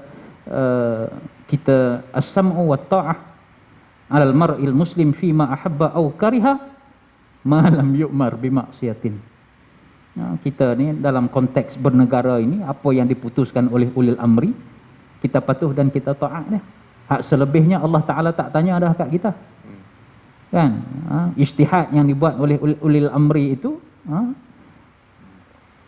iza ijtahadal hakimu fa asaba falahu ajrani wa in khata'a falahu ajrun wahid. Apabila pemerintah hakim berijtihad, kalau bertepatan dengan maqasid syariah, dia dapat 2 pahala. Dia berijtihad, buat keputusan, buat SOP, ternyata SOP ini tidak bertepatan dengan maksud syariah, dia dapat dosa ke dapat apa? Dia dapat pahala ajran, falahu ajran wahid, dapat pahala 1. Pemerintah sudah berijtihad, kita sebagai rakyat, kita sebagai makmum, kita follow. Fima ahabba aw kariha, pada satu perkara kita suka atau kita tidak suka, as-sam'u wa ta'ah, wajib kita dengar dan kita patuh. Walaupun kita tak suka, siapa nak suka semayang jarak-jarak macam ni, kita suka nak semayang duduk rapat-rapat, kan memang kita diajar begitu kan, tapi tidak membatalkan solat, dia hanya lebih kepada fadail. Tapi kita nak menjaga nyawa kita itu lebih lebih penting, lebih aula kesihatan dalam keadaan infrastruktur kesihatan ICU yang penuh, yang tidak mampu menampung jumlah pesakit yang semakin bertambah pada ketika itu, maka itulah ijtihad yang terbaik, dan kita terima dan kita ikutlah. Alhamdulillah, pada hari ini kita dapat datang dengan jumlah yang semaksimal mungkin. Cuma baru-baru ni Ustaz Bashir sebut tadi, minggu lepas di Selangor, JAIS keluarkan pekeliling yang baru untuk solat Jumaat di negeri Selangor. Hanya dibenarkan kepada mereka yang lengkap dos vaksin termasuk booster. Yang tak ambil booster tak dibenarkan untuk datang solat Jumaat. Itu pun orang maki juga pada Jaki. Kan orang tanya soalan, ni siapa nak tanggung dosa kami tak sembahyang Jumaat ni? Jakim nak tanggung dosa? Jakim juga. Dan yang buat keputusan tu di Selangor. Di Persekutuan tak ada, biasa benarkan. Mana-mana yang dah lengkap 2 dos vaksin boleh datang solat Jumaat. Macam kita ni di wilayah kan. Ni tadi wilayah dibenarkan, walaupun tak ambil dos vaksin dibenarkan datang. Tapi seperti yang saya katakan tadi, kuasa agama itu di bawah bidang kuasa negeri, bukan kuasa persekutuan. Negeri berhak untuk menentukan hal-hal berkaitan dengan pentadbiran hal ehwal agama di negeri masing-masing. Tapi seperti yang saya katakan tadi, as-sam'u wa ta'ah fima ahabba aw kariha ma lam yu'mar bi maksiatin, kan. Tak boleh sembahyang Jumaat, kita boleh sembahyang fardu zuhur umpamanya, kan. Kita sembahyang fardu zuhur. Kalau kita kata tak boleh lagi ini, itu terpulang kepada pemerintah. Dia nak tanggung dosa kah, dia nak apa kah, itu terpulang. Kita sebagai rakyat kita sudah terlepas daripada tanggungjawab tersebut. Kita tak perlu nak rakam, nak maki, nak sumpah, itu mendatangkan musibah yang lain pula kepada diri kita, kan. Mendatangkan satu dosa yang lain pula kepada diri kita sebab ingkar kepada ulil amri. Walaupun kita kata ini ulil amri tak bagi kita solat Jumaat, kita solat zuhur, solat tetap wajib kita buat. Solat zuhur dan sebagainya, solat ini kita perlu buat dalam keadaan apa sekalipun, dalam perang pun tetap diperintahkan untuk kita menunaikan solat. Maka inilah kesimpulannya, solat ini adalah merupakan satu perkara yang sangat penting dalam kehidupan kita. Tidak kira apa keadaan sekalipun, dan Allah Subhanahu wa taala menggambarkan kepentingan menjaga, memelihara dan mendiri dan melaksanakan solat itu. Dalam peristiwa Isra dan Mi'raj ini, Nabi SAW mengimamkan solat bersama dengan nabi-nabi. Dan Ustaz Azian sebut tadi, Nabi sampai satu tempat Nabi mendirikan solat dan menunjukkan bahawa scenes ataupun babak solat dalam peristiwa Isra dan Mi'raj ini mengisi di beberapa plot dan slot dalam peristiwa besar yang berlaku ke atas Nabi Muhammad sallallahu alaihi wasallam. Sekian, terima kasih. Jazakumullah khair. Barakallahu fikum Ustaz. Kedatangan Ustaz pada malam ni tepat pada masanya. Alhamdulillah. Yang boleh mewakili suara pihak autoriti yang berkelayakan untuk memberi komentar dalam hal tersebut, sekaligus sedikit banyak memberikan ketenangan kepada kita, nasihat kepada kita, apa sikap yang perlu kita buat lepas ni dengan keadaan yang sedang kita alami sekarang dan akan datang pula macam mana.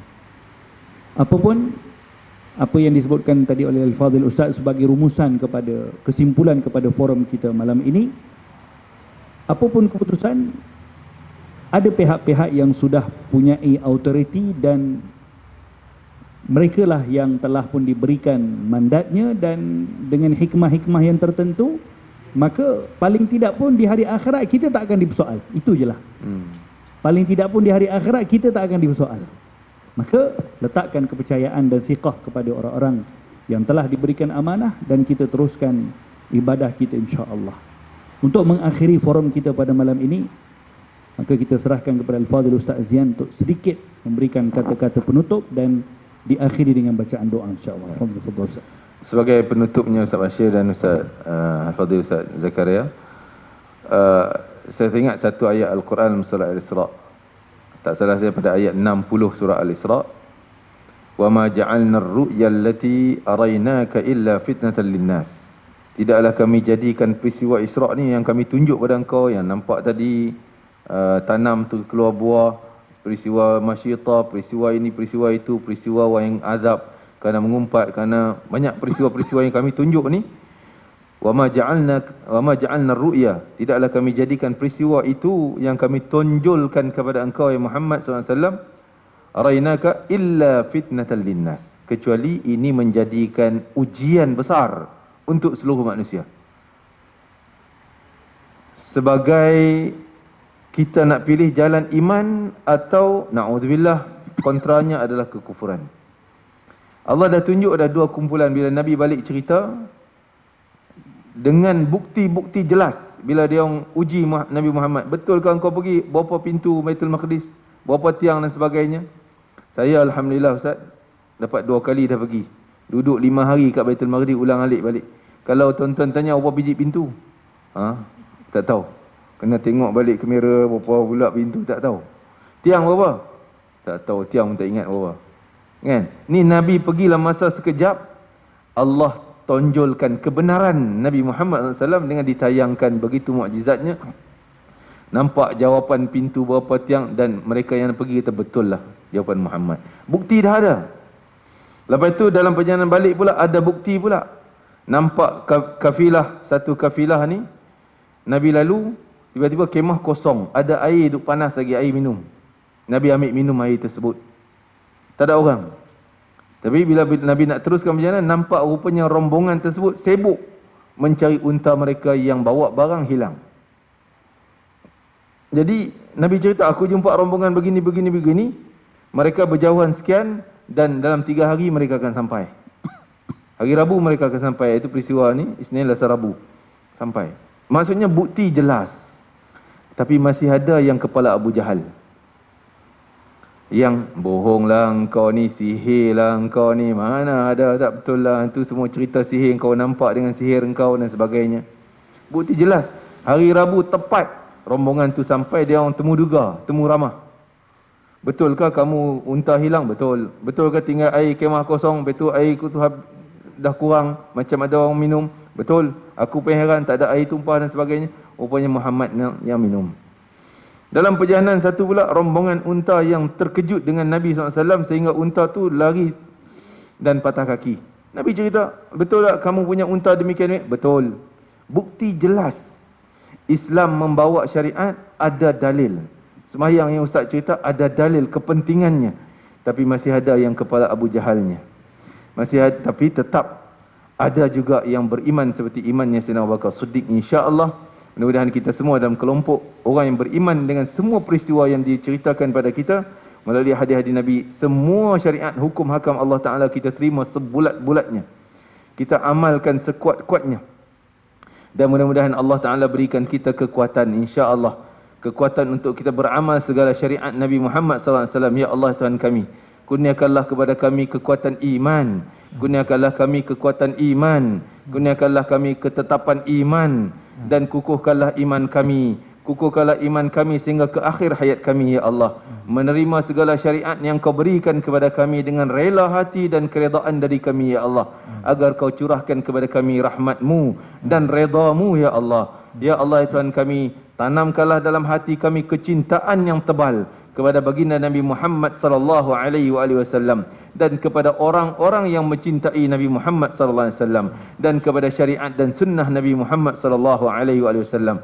Jadikanlah kami di kalangan orang-orang yang sentiasa melaksanakan syariat Nabi Muhammad SAW dan menyebarkan syariat Nabi Muhammad SAW. Ya Allah, berilah hidayah kepada kami sehingga ke akhir hayat kami, ya Allah. Ya Allah, berilah kami kekuatan untuk kami istiqamah dengan salat fardunya dan sunatnya, ya Arhamar Rahimin. Ya Allah, berkatilah kami di malam Rejab, di hari Rejab, di bulan Rejab, ya Allah. Berkatilah kami di bulan Sya'ban, dan sampaikanlah kami ke dalam bulan Ramadan dengan amalan yang sesempurnanya, ya Allah, dengan keimanan yang kukuh, ya Allah, dengan keyakinan yang jitu, ya Arhamar Rahimin, sehingga kami diberi anugerah bulan Ramadan seperti mana kau telah berikan anugerah yang besar di bulan Ramadan kepada hamba-hambamu yang kau cintai, ya Allah. Ya Allah, masukkanlah kami dalam kelompok hamba-hambamu yang kau cintai, ya Allah, dan masukkanlah kami dalam kelompok orang-orang yang mencintai para Nabi Muhammad sallallahu alaihi wasallam dan semua orang-orang salihin yang mencintai syariat Nabi Muhammad sallallahu alaihi wasallam. Rabbana atina fid dunya hasanah wa fil akhirati hasanah wa qina adzabannar. Rabbana asrif 'anna 'adzab jahannam inna 'adzabaha kana gharama inna sa'at mustaqarra wa muqama. اللهم أت أنفسنا تقواها وزكها أنت خير من زكاها أنت ولي ومولاها يا أرحم الراحمين ربنا آتنا في الدنيا حسنة في الآخرة حسنة وقنا عذاب النار وصلى الله على سيدنا محمد وعلى آله وصحبه وسلم الحمد لله رب العالمين تقبل الله منكم منا ومنكم تقبل يا كريم بارك الله فيكم جزاكم الله خير الجزاء.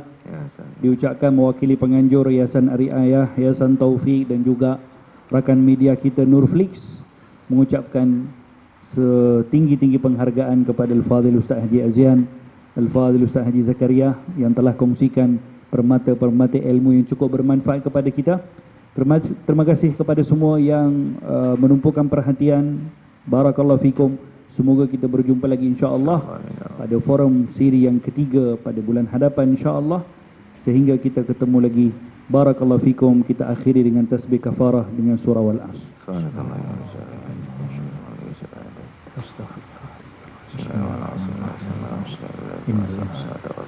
Sadaqallahul azim. Assalamualaikum warahmatullahi taala wabarakatuh.